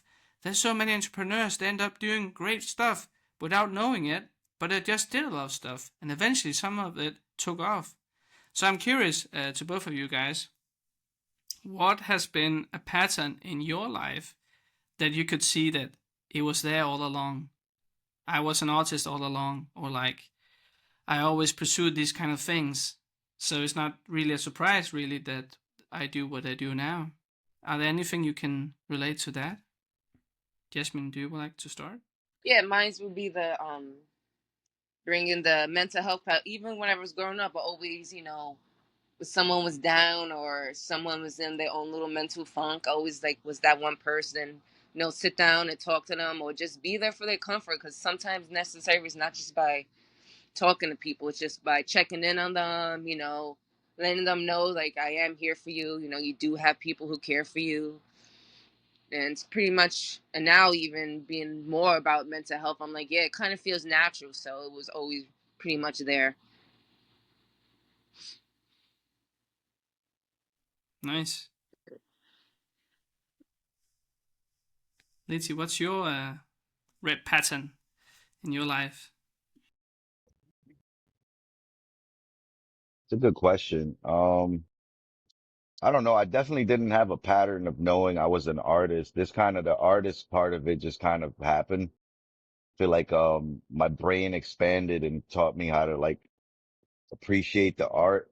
But if I did spot a pattern in anything, it was like the understanding of like the body and knowing how to kind of like my pattern's bad. It's a bad pattern. So I became good by having a bad pattern of kind of like always unraveling when bad things happen, right? So it's like I always felt like I was doing the greatest I could and I was in great mental positive health and my body was positive. Everything about me was positive and I was all about health and just furthering that. And then as soon as some outside factor would hit my insides, it would just make me unravel from a mental standpoint, right? So it's like that was what my repetition has been. It's just kind of like these big mental, emotional failures, right? That, kind of like forged me into being resilient. And now I doubt like there's anything that could happen that'll make me unravel and lose time and lose progress. And it's like, that's one thing that really made me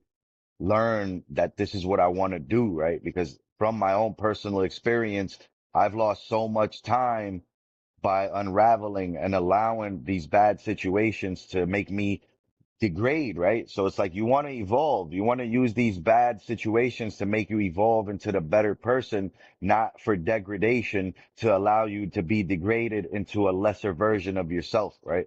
Excuse me.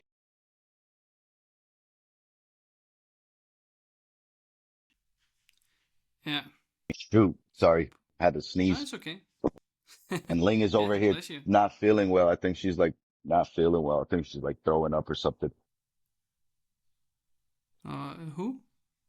Um, Ling, Jasmine. So yeah, her name is Oh, Ling Haus. So that's a funny story too. Like for her brand, it's like, she asked me for help. Like what should I name like my Twitter and stuff? And I was like, well, you're all about like ducks and you love ducks. So I said, how about like Ling Haus, right? Like the house of ducks, right? Like people need to be intelligent to even be able to unpack that, right? But it's like right in your face. It tells you exactly what she does. It tells you what her art would be about, right? And just people don't get it. They're like, what's Ling House mean? I'm like, dude, like, are you serious? Like I spelled it out for you. It's Ling, duckling, and it's a house, the house of ducks. Like get it together, right?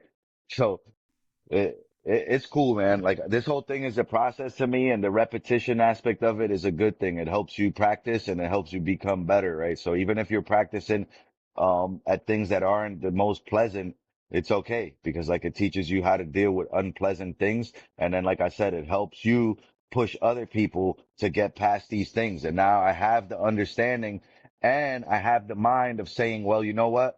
I wish I never unraveled and I wish I knew better ways to cope. And guess what? Now I have those ways and I teach those ways. And like I tell you, man, Daniel, it's not me bragging or nothing, but the way I know the stuff I say is true is because like when people follow what I say, they just start blossoming and they start succeeding. And then not even that, but when people don't know me and they see me in action and these like NFT events, literally yesterday, I was probably like the best person with the best energy at this metal warrior party compared to anybody on their team, more than their founder. I made their founder, who's a billionaire, come talk to me, right? Like I interject into these places and it's because I have good energy and good intentions. And now people see that. Like I'm not just telling you my good intentions. You feel it. Like when I spoke somebody yesterday, they showed me goosebumps on their skin, right? And I felt that before. Like when I hear something that's true, whether that's good music or a good artist, and you feel those words,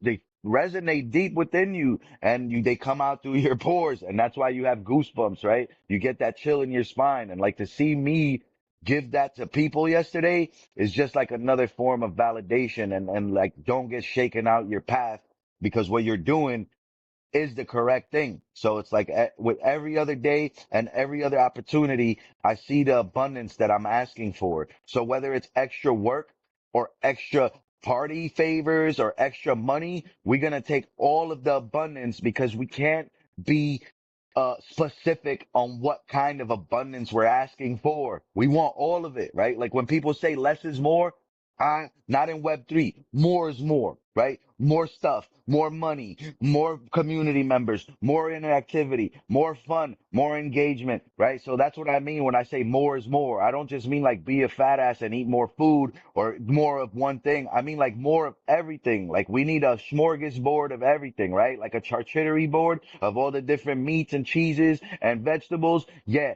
that's what Web3 needs to be. A big ass charcuterie board where everybody is like has something to offer. So there's always more and more and more and more, right? I always use the analogy of a mall. If the mall has no stores, the patrons ain't coming. That's what Web3 is. That's what crypto is. We are the biggest mall in the world. We need to create good products and have good stores for consumers to come and spend their money, for them to come and hang out with us, for them to get to know us. This is the way, right? Like the Mandalorian says, this is the way. There's no other way, right? This is the way. You think you know a better way? There is not one. I'm telling you, right? So you need to get yourself like mentally and emotionally fit and look for people like Daniel, like, you know what I mean? People like Ling that do this stuff and that take their time and that are happy to provide this service. Like there's people who do this stuff and they look at it like it's a chore and they're like, oh my God, I gotta go do this. Well, that's not the person you really want to listen to. You know, you want to listen to the person that's excited to go and motivate people. The person that's excited to know that they helped change one person's life today. And then that person went and helped one person change their life today. So it's like, you need the person with the vibes, man. The alpha is the vibes. It ain't the utility. The vibe is the utility, right? It's all a cult movement. And to create culture, you need a cult movement. And the way you get that is by being hip, being true to yourself, and making sure the words you speak are not only fun, but they like resonate with the people. Like if you got a script and you're reading from a script, your words are bullshit. So if I see you already got a phone in your hand and you're trying to read to me from a phone, bro, get that out of here, right? Like it's good to have notes and little talking points, but if you're reading a whole script, then you're robotic and you have no feelings and you have no brain capacity to fully understand and compress it in here and then be able to take it back out when you need it, right? So your brain should be like the public library. When you need a book or you need to reference a book, poof, pull the book out. Poof, poof, poof, poof, poof, put it back in. Next book, right? And that's how your brain should be. It should be like a aggregator of information, and you should always be ready to shoot with information. And the only way you do that is by really understanding something and being able to break it down into your own words, right? Like don't regurgitate the words you heard somebody else use, right? Know how to make your own talking points. Know how to break it down and change it, because that's going to help you appeal to your audience, right? Like who are you trying to reach out to? Who are you trying to be that deciding factor for? Do you want to reach people out that are your age, maybe a little older, a little younger? Are you looking for business people? Are you looking for what people are you looking for? And for me, the youth is the future. You guys are the guys who are going to pioneer and use all this stuff. So that's why I behave the way I do. I'm the Gary V of this. I'm the new Gary V. I'm the new Richard Hart. I'm the one that was put here to be in a capsule where I could speak words that resonate to the youth, and they don't look at me like I'm this old guy that's just talking old people things that they don't want to hear, right? I'm almost 40, but when I speak to them, they don't treat me like I'm 40. They still think I'm like 20 and stuff, right? So I realize what I'm here to do, and it's like to get a hold of the youth and to manipulate in a good way, right? And that's why I use the words manipulate, because you don't even know that you're being manipulated. But what if you were being manipulated for good just this one time, right? So it's what it's about, man. Like, it's like we need each other. We need that positivity, and you need to know who you are in order to be able to know who your audience is and who you connect with, you know? And then once you find that out, it'll be easier to get a lot of this stuff kind of going. Right, right. Just to check in, Ling, are you okay, or would you like to? Uh... No, I'm fine. I'm just not feeling a little well, but it's fine. I'll survive. Okay, okay. All right, just checking. But yeah, because I mean, I still really think like come back to like the idea that you came with quite early, like this check-in thing, like because it is a great opportunity for people to actually get listened, but also to train to start listening to themselves, you know, their own boundaries and what they actually want and don't want. I often remember the quote, you know, from Friends when Phoebe she gets asked I at some love point, like, Phoebe. yeah, yeah, like she get asked. I think I can't remember who it is, but like, do you want to help me with this? And then she says like, what is it? It's like, uh, yes, I will, but I don't want to. Like there's something to that effect. Like, yes, I would love to, but I don't really want to. So, like sometimes we tend to maybe step over our own boundaries, and we do it because we do it from the mind. But if you actually check in, mm, we already felt that it's a no when we already said yes, you know, and now we feel like we can't pull it back. It's Um, kind of like being a celebrity, right? It's like the be careful what you wish for aspect. Like people, they become celebrities, and then you can't walk down the street without having to like take a picture with your fans. But remember, like your fans is what made you. So like you asked to be this. Now you have to like embody that everywhere you go. So even though like you might not want to do it all the time, you don't know when you need to do it, right? Like you need to do it. Maybe this person needs you. So regardless if you want to do it or not, you got to do it, dog. Like once you get on this path, there's no like, I stop. You think like Gandhi was telling people, hold on, I need to like take a rest real quick. I'll come back and tell you what you need to know in like 2 days. Nah, like, you know what I mean? All the influential, all the people who are here to build and really help people, like the real role models, and like they don't have time for no, right? Like it's always yes. And let's just try to be brief, even though like you need this. I have 5 minutes. Come quick. Just walk with me while we walk. I'll talk to me, right? So there's always a way that you could find to help. Even when you think you don't have the time, you have to make the time. And like that as an adult, you start realizing that as you get older is like how like your friends say, I don't have time, and then you don't have time, and it's all bullshit. They all have time. We all have time. It's just we choose to not use the time properly, right? Like we'd rather be here comfortable after work instead of having to travel, out of your way to go see your friends. So it's like things become easier to explain and write off when you become older because we all just kind of understand like the realities of what life is as an adult, right? Like you're pulled away from your family. You have to do all these things that you might not necessarily want to do. But like friendship and helping out, these are not the things that you should use that on, like that term. Like I'll help you, but I don't wanna. You should wanna see your friends. You should wanna check in on people. This is the natural thing. Like we are all social people by just concept, right? By the root level of what is a human. We're like social people. We're social beings. So like we forgot that part of being social. Like it's not always just about talking nonsense. It's about like, yo, bro, like, how are you doing today? Like, I haven't heard you mention X, Y, and Z in a minute. Are you still doing that? Like, is everything going okay with the brand? Like, is there anything I can help you with?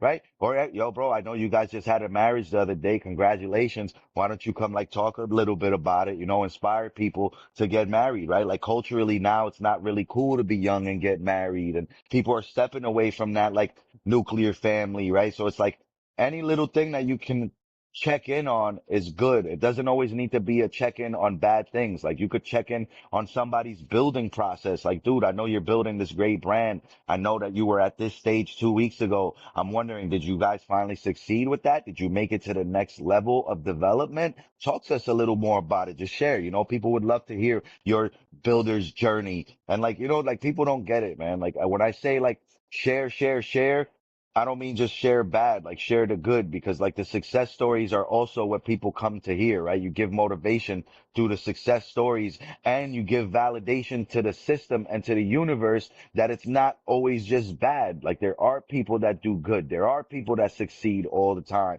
It's just like they're far and few between and they're real busy and don't have time. But we do need to get those people in these places. And it's not bragging. It's just you like reassuring people's emotions and their fears that there are good things coming on the horizon if you choose to handle things the proper way,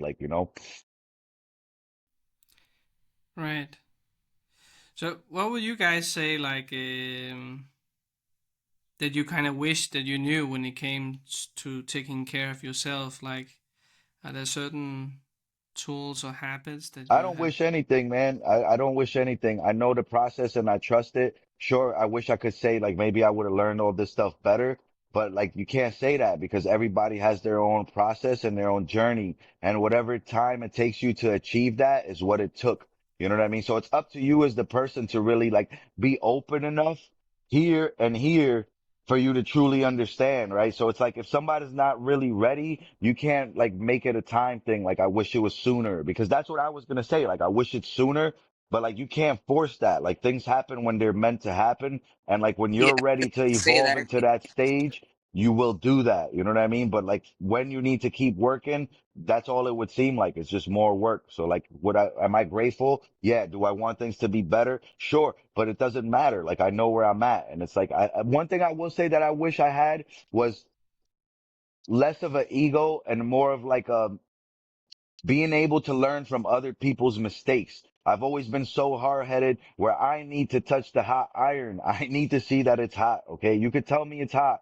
I don't care. I need to feel that. Right. And it's like sometimes people like myself need that, but I wish I didn't have the need to feel that all the time. Right. Like I should have been trying to just like try harder to really learn from other people's mistakes and live vicariously, whether good or bad, right? Like, and just take that and say, you know what? I didn't experience that and I don't know the emotions connected to the situation, but I see how it's affected my friend and how he's unraveled from it.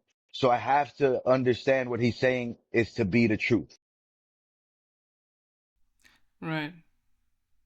Yeah. And pretty much everything, everything happens for a reason. Like if there was no pain, no suffering, no lessons to learn, we won't be growing. We won't want to do better for ourselves. So I'm just a big believer. Everything happens for a reason. Sometimes it's not what you want, but it's just another lesson you can learn to do better, and just keep pushing yourself.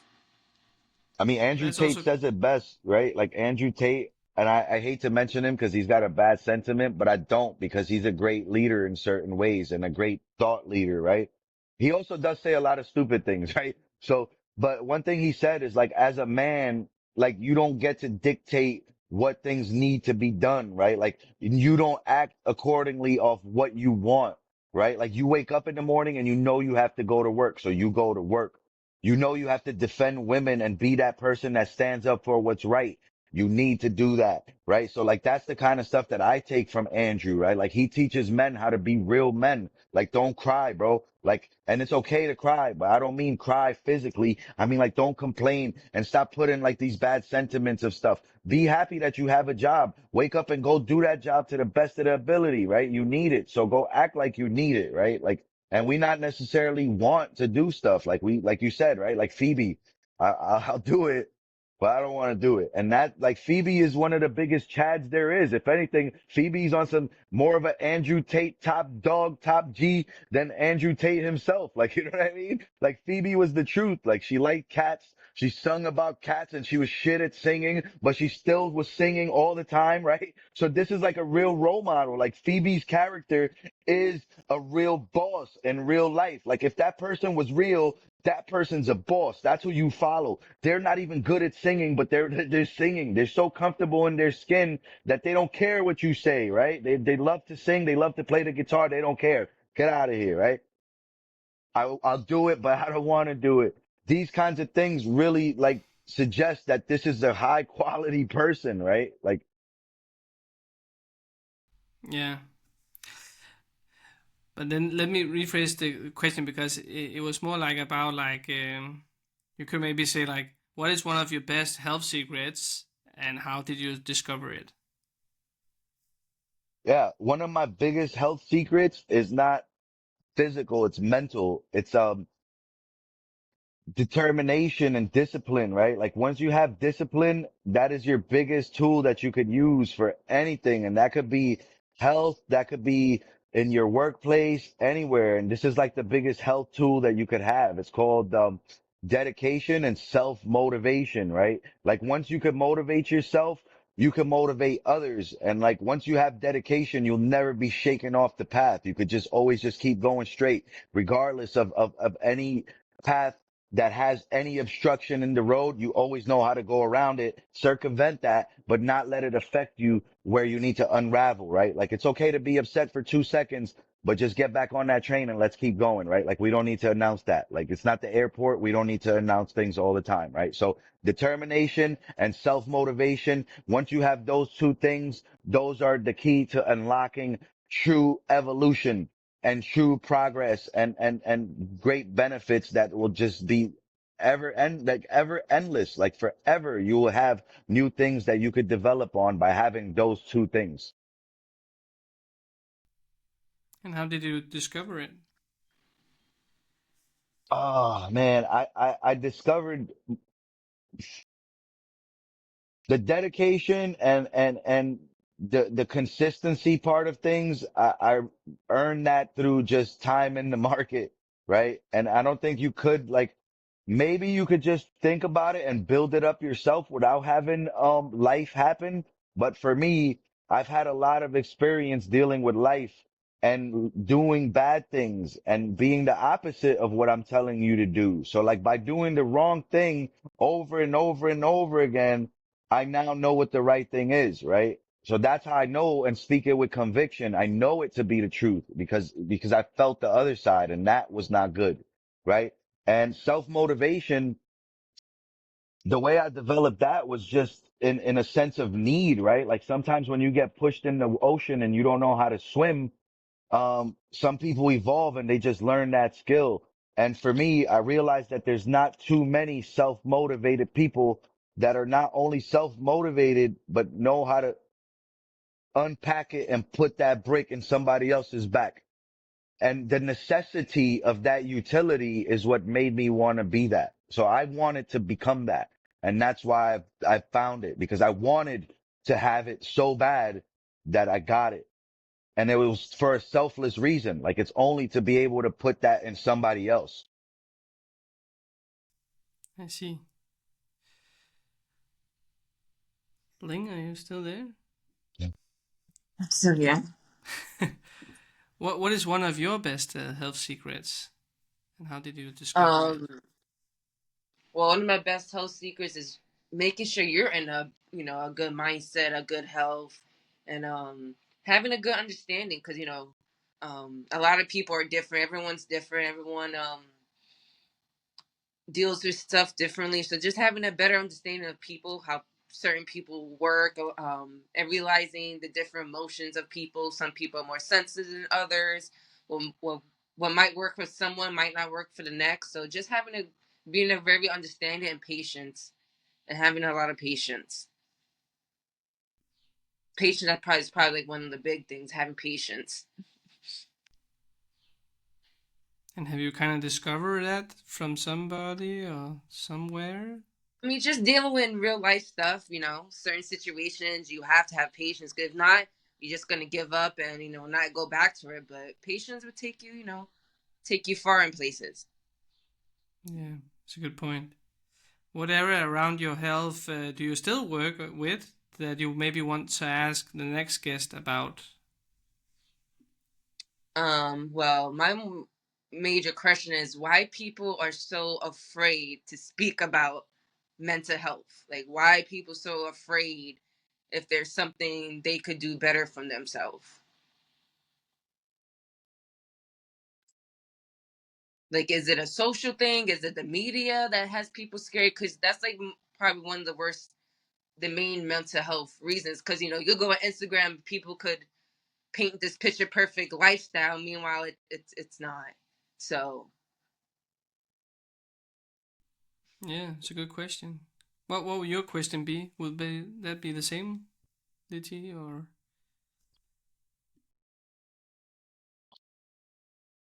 I want to know like straight up like person to person stuff. I want to know what the next person is doing to change the landscape of mental health and how it's being perceived from the outside in. A lot of this stuff is not touched and it's not utilized because of the social construct that has a negative outlook on people with with mental health issues, right? Like it's a social problem where people don't want to be seen as having a problem, right? So that's a problem, right? Like if we don't acknowledge that people have issues, how are they supposed to get better? So what I want to know is like, what are you doing to change the stigma that revolves around mental health?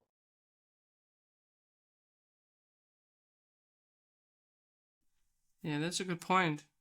Would you say, because again it was kind of connected to like what area around health do you still work with yourself, and then wanted to ask the next guest about, is this something that you can relate to somehow, since this? Absolutely, yeah. This is why I do what I do, is because I'm really wondering how come when we talk about making money and crypto, I can have a space of hundreds of people, but then when I talk about mental health, it's just like three people in there. So like, why are people lazy and what's the real bad stigma towards mental health? Like, what do you think that is? You know, it's a multifaceted question. What do you think the bad stigma is and what have you done to change that? You know, probably should be like the full question. Yeah, that's a good point. Yeah, what is the stigma? Yeah, Cause it's like, you know, we could be pushing this boulder up a hill forever, but if it's just like three yeah, people all the time, it yeah, becomes a little bland and stale, right? So we want the people to come use it. It's like I said, it doesn't matter how good the utility or product. If nobody comes to use it, it will die.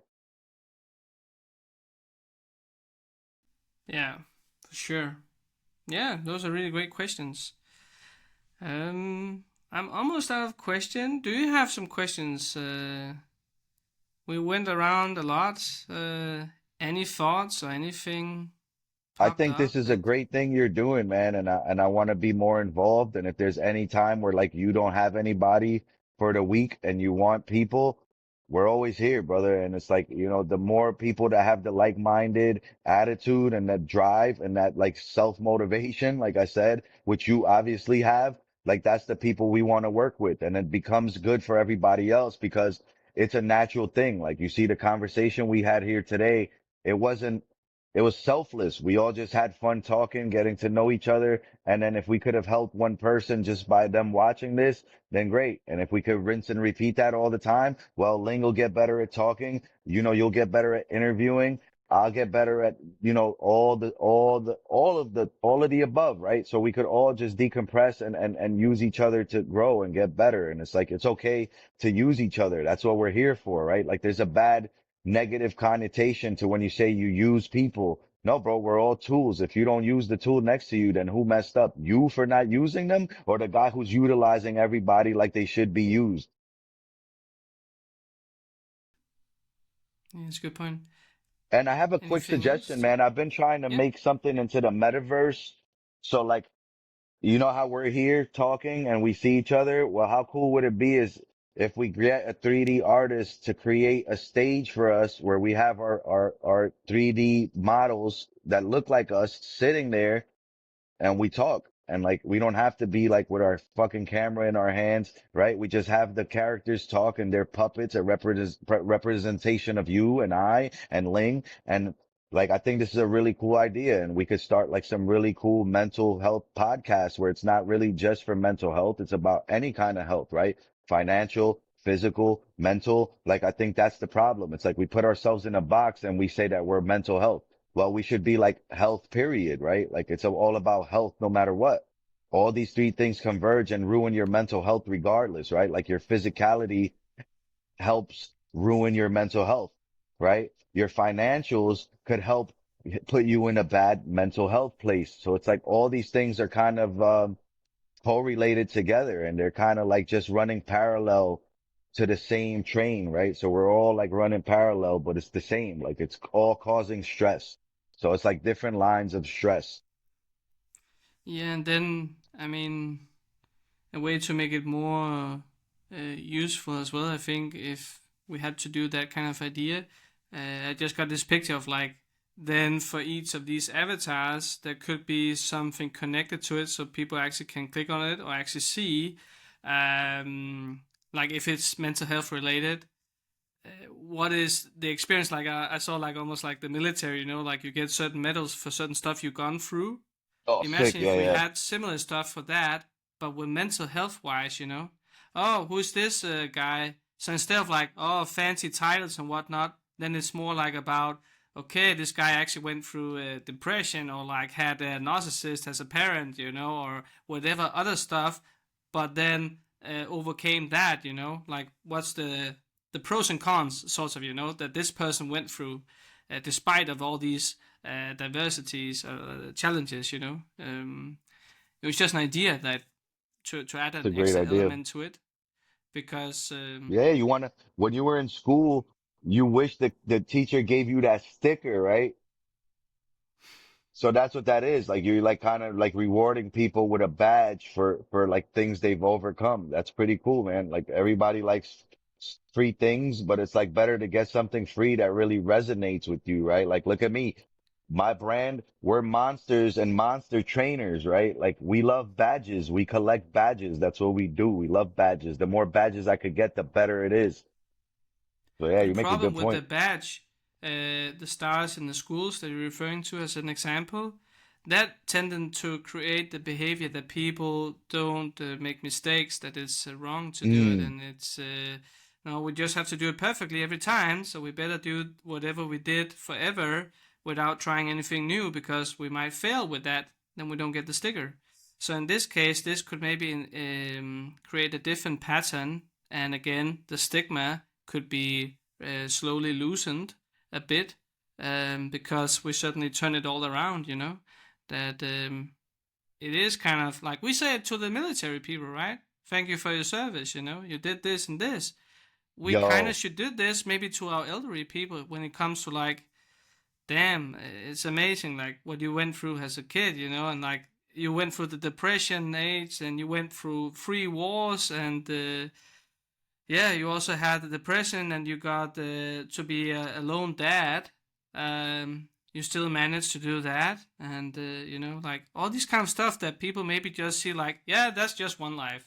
Yeah, yeah, it's just stuff that happened, right? But if we don't acknowledge it and don't actually process it, of course, then we will treat it as it's nothing. But I think that that could be one way to maybe start to change a little bit, so sort of these things, because like we also kind of went through today, there are certain things that we can clearly hear that people go through, and like learn and strive in that way. But we didn't strive for nothing. We there was something that we had to face, right? So anyway, Absolutely. that was just an idea. There's Yeah. always a dragon that needed slaying. You know, no hero comes from sitting and eating bread all day, right? Like all heroes Mm. have been made that way because they've encountered monsters and they've had to slay some monsters. So like there's no difference that we had to do the same thing, right? Like we're no better. In order to achieve greatness, you have to climb these mountains. There has to be these feats that we actually achieve. You don't become great by doing lesser things. Like that's just not how it happens. But yeah, that could be a great What do you call discussion in a your show, by the way? joyful Danish in one word. So just like the name. Just like the Um, name. I got yeah, you. in order to make it simple, you know. And then the subtitle is like how to stay human in tech. That's the Cool. I'm just exploration. making a little post right now on X. You know, I'm trying to multitask while I'm not only on here, but I also like to push people that do good things, bro. Like you, the fact that, so I'll be straight up transparent too. This how you know, like I'm a straight up, like technical, Sure. emotional, just beast, right? Like when SJ invited us to this, I kind of got FOMO'd into it and I forgot about security. I said, wait, I need to vet this person. I need to hit SJ up. I need to make sure the links that I'm clicking on is not a drainer. And boom, right after that work was done, I'm like, yeah, we're going on this thing. And this dude's a Chad, right? Like the fact that he even reached out or SJ reached out and you said yes. That's what it's all about, man. It's about like people seeing it, interacting with it. And that's how all these connections get made, right? Like if nobody uses it, and nobody shares it, that's where it dies. And I will keep saying that forever because like we're all interoperable. And if we don't interoperate together, we are cooked, fellas, right? Ladies and gentlemen, look at the person next to you. Say, hi, I'm Alex. This is what I do. I'm a builder. What do you do? Oh, I'm Jasmine. Hi, I'm a builder. Hey, I'm Daniel. I'm a builder. Guess what? We're all builders. And if you gatekeep me, you gatekeep you. So it's like if you really have a message that needs to be said, you need to help the next person share their message. And then they want to help you share your message. And it's like that's how it goes. It's like one hand washes the other, both wash the face, but we still need left and right hand to do so. Yeah, we really do. I feel like that's a great way to. I'll still give the word to you, Jasmine, as well. But before we like closing in, because we hit around the 2 hour mark, do you have anything you'd like to add or? Me overall, I mean, this was a great space. Always good talk, and like Ike said, we definitely need to keep and not let this be the only time. We could definitely do this again. Add it to the mental health spaces, but definitely want to keep connecting and keep pushing this. Yeah, great point. I mean, this is like just a recorded podcast episode, but it will be also on YouTube and so on. How can you people find you guys? I'll just show the links in the show notes. But are there any particular places you prefer people can find you and interact with you? Yeah, I mean, if you want to find both of us in the same place, I'd say go to t.me/FOFMON. That is our Telegram for our brand. You could come in there. You could hang out with us, hang out with the community.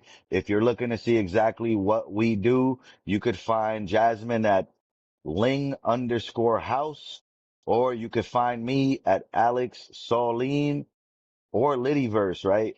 But that's pretty much it. And then if you go in there, you can see what we're about. You can see the brand. I don't really like coming on here and shilling brands. So if you guys go into my account and see what I do and want to click on that, by all means, you could deep dive and see some of the stuff that helps me be unstressed. So it's like, go interact with the art. Go find the art that you like. You know what I mean? Maybe you don't like my art. Maybe you like Ling's art. Maybe you like the stuff that Daniel likes. And it's like, that's the whole point of art. It's all subjective. You don't have to like mine. And, I always just say that rule number one to NFTs, right? And we could end this on fundamentals of Web3. If you don't like the art, don't buy the art. Plain and simple, right? Treat it like sneakers. If you don't like how they feel on your feet, don't buy them. So why would you buy a piece of art that you don't like to look at? You make no sense, right? Part of the reason why NFTs don't do good is because you guys aren't following the rules. You're not following the rules. Either that or nobody's told you the rules, but I'm here for that. So Daniel, you're the man. It was absolutely a pleasure. You know, I've never felt so good to be overworked and under rested. But like, I love being here and talking about it because like this is what shows people that grit and that determination, right? Like we had no sleep last night. We've been at an event just kicking ass for like days and days, but we have responsibilities that we agreed to and we come up and we show up, but we don't only show up, but we show out, right? Like, so when you have people that do good things, man, go there and be positive and do good and make people want to come here because like without that feeling, without that resonation of like, this is good, it will be bad. So that's why I say, don't open FOMO.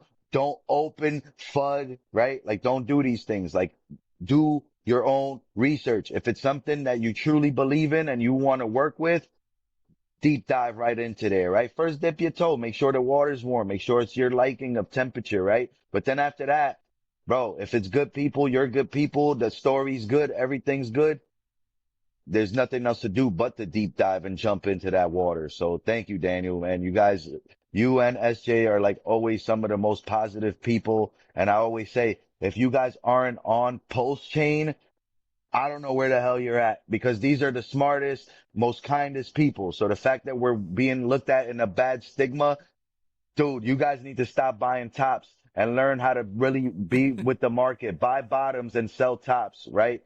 Like we're trying to teach you stuff here. You don't get it, but that's okay too. Yeah, it takes time. But at least we did something here, so that's amazing. And thank you for coming, and I hope you get well, Jasmine. It's so awesome that you both came here. So yeah, let's do it again sometime. Could be awesome. Yeah, Doesn't have to definitely. be. And then once again, thank you for even, having us a part of this for the opportunity. And yeah, I'm let's cross sure. pollinate, man. Like you could come into our check-in, right? The weekly check-in. You could come into that when you have some time. And also, brother, yo, I got ideas. Like I'm like the Steve Jobs. I'm like John McAfee. Like I really have ideas and I know how to employ people to do good things, right? Like I know how to motivate the people to get going. Like, and this podcast thing, I have ideas that'll kill any podcast in any space ever. And we token gate it, right? You want to come on our podcast? You need to have a 3D model of your character. The way you do that is you pay my artist to make you that thing. And then once you have that Blender item, you could use that puppet anywhere else you want it. But in order to be on our show, you need to show us that you're willing to pay into yourself. So we're forcing you to make your own avatar. Look how stupid, look how bad we are, right? That we're forcing people to do great things.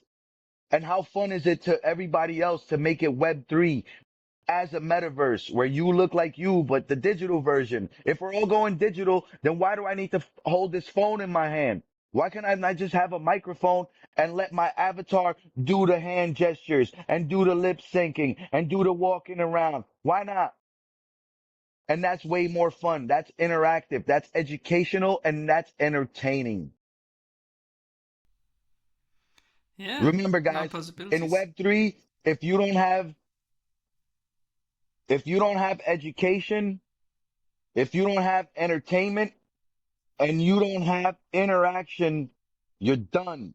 You're done. You know what Kevin O'Leary says? I'm Kevin O'Leary and you're dead to me, right? So don't be dead. Get hype, get live, realize the trends and follow them. And I will quote Top Gear sentence he always said, like, and on that bombshell, see you next week. Thank you for tuning in. Thank you for showing up, guys. It was awesome. Take care and You too. stay human. Thank you. For Yeah. sure. That's what people want, man. You could relate to a human.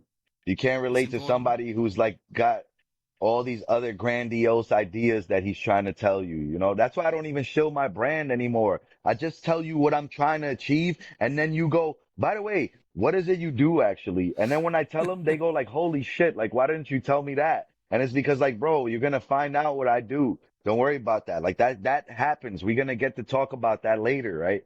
But like for now, I'm interested in you, like, and how can I help you? And like once you treat people like that, they know it's real genuine. And then when they find out what you want to do, then they'll really want to be part of what you do, right? Because it's like, damn, this dude didn't even mention one thing about what he does. And it's like, that's what you want. You want that selfless leader that could put the work on the back burner to just take care of you for a second. Like, yo, sit down, talk to me real quick. Like, what is it? Like, what's bothering you? You know? And that's the humanitarianism and the being a human that you speak of.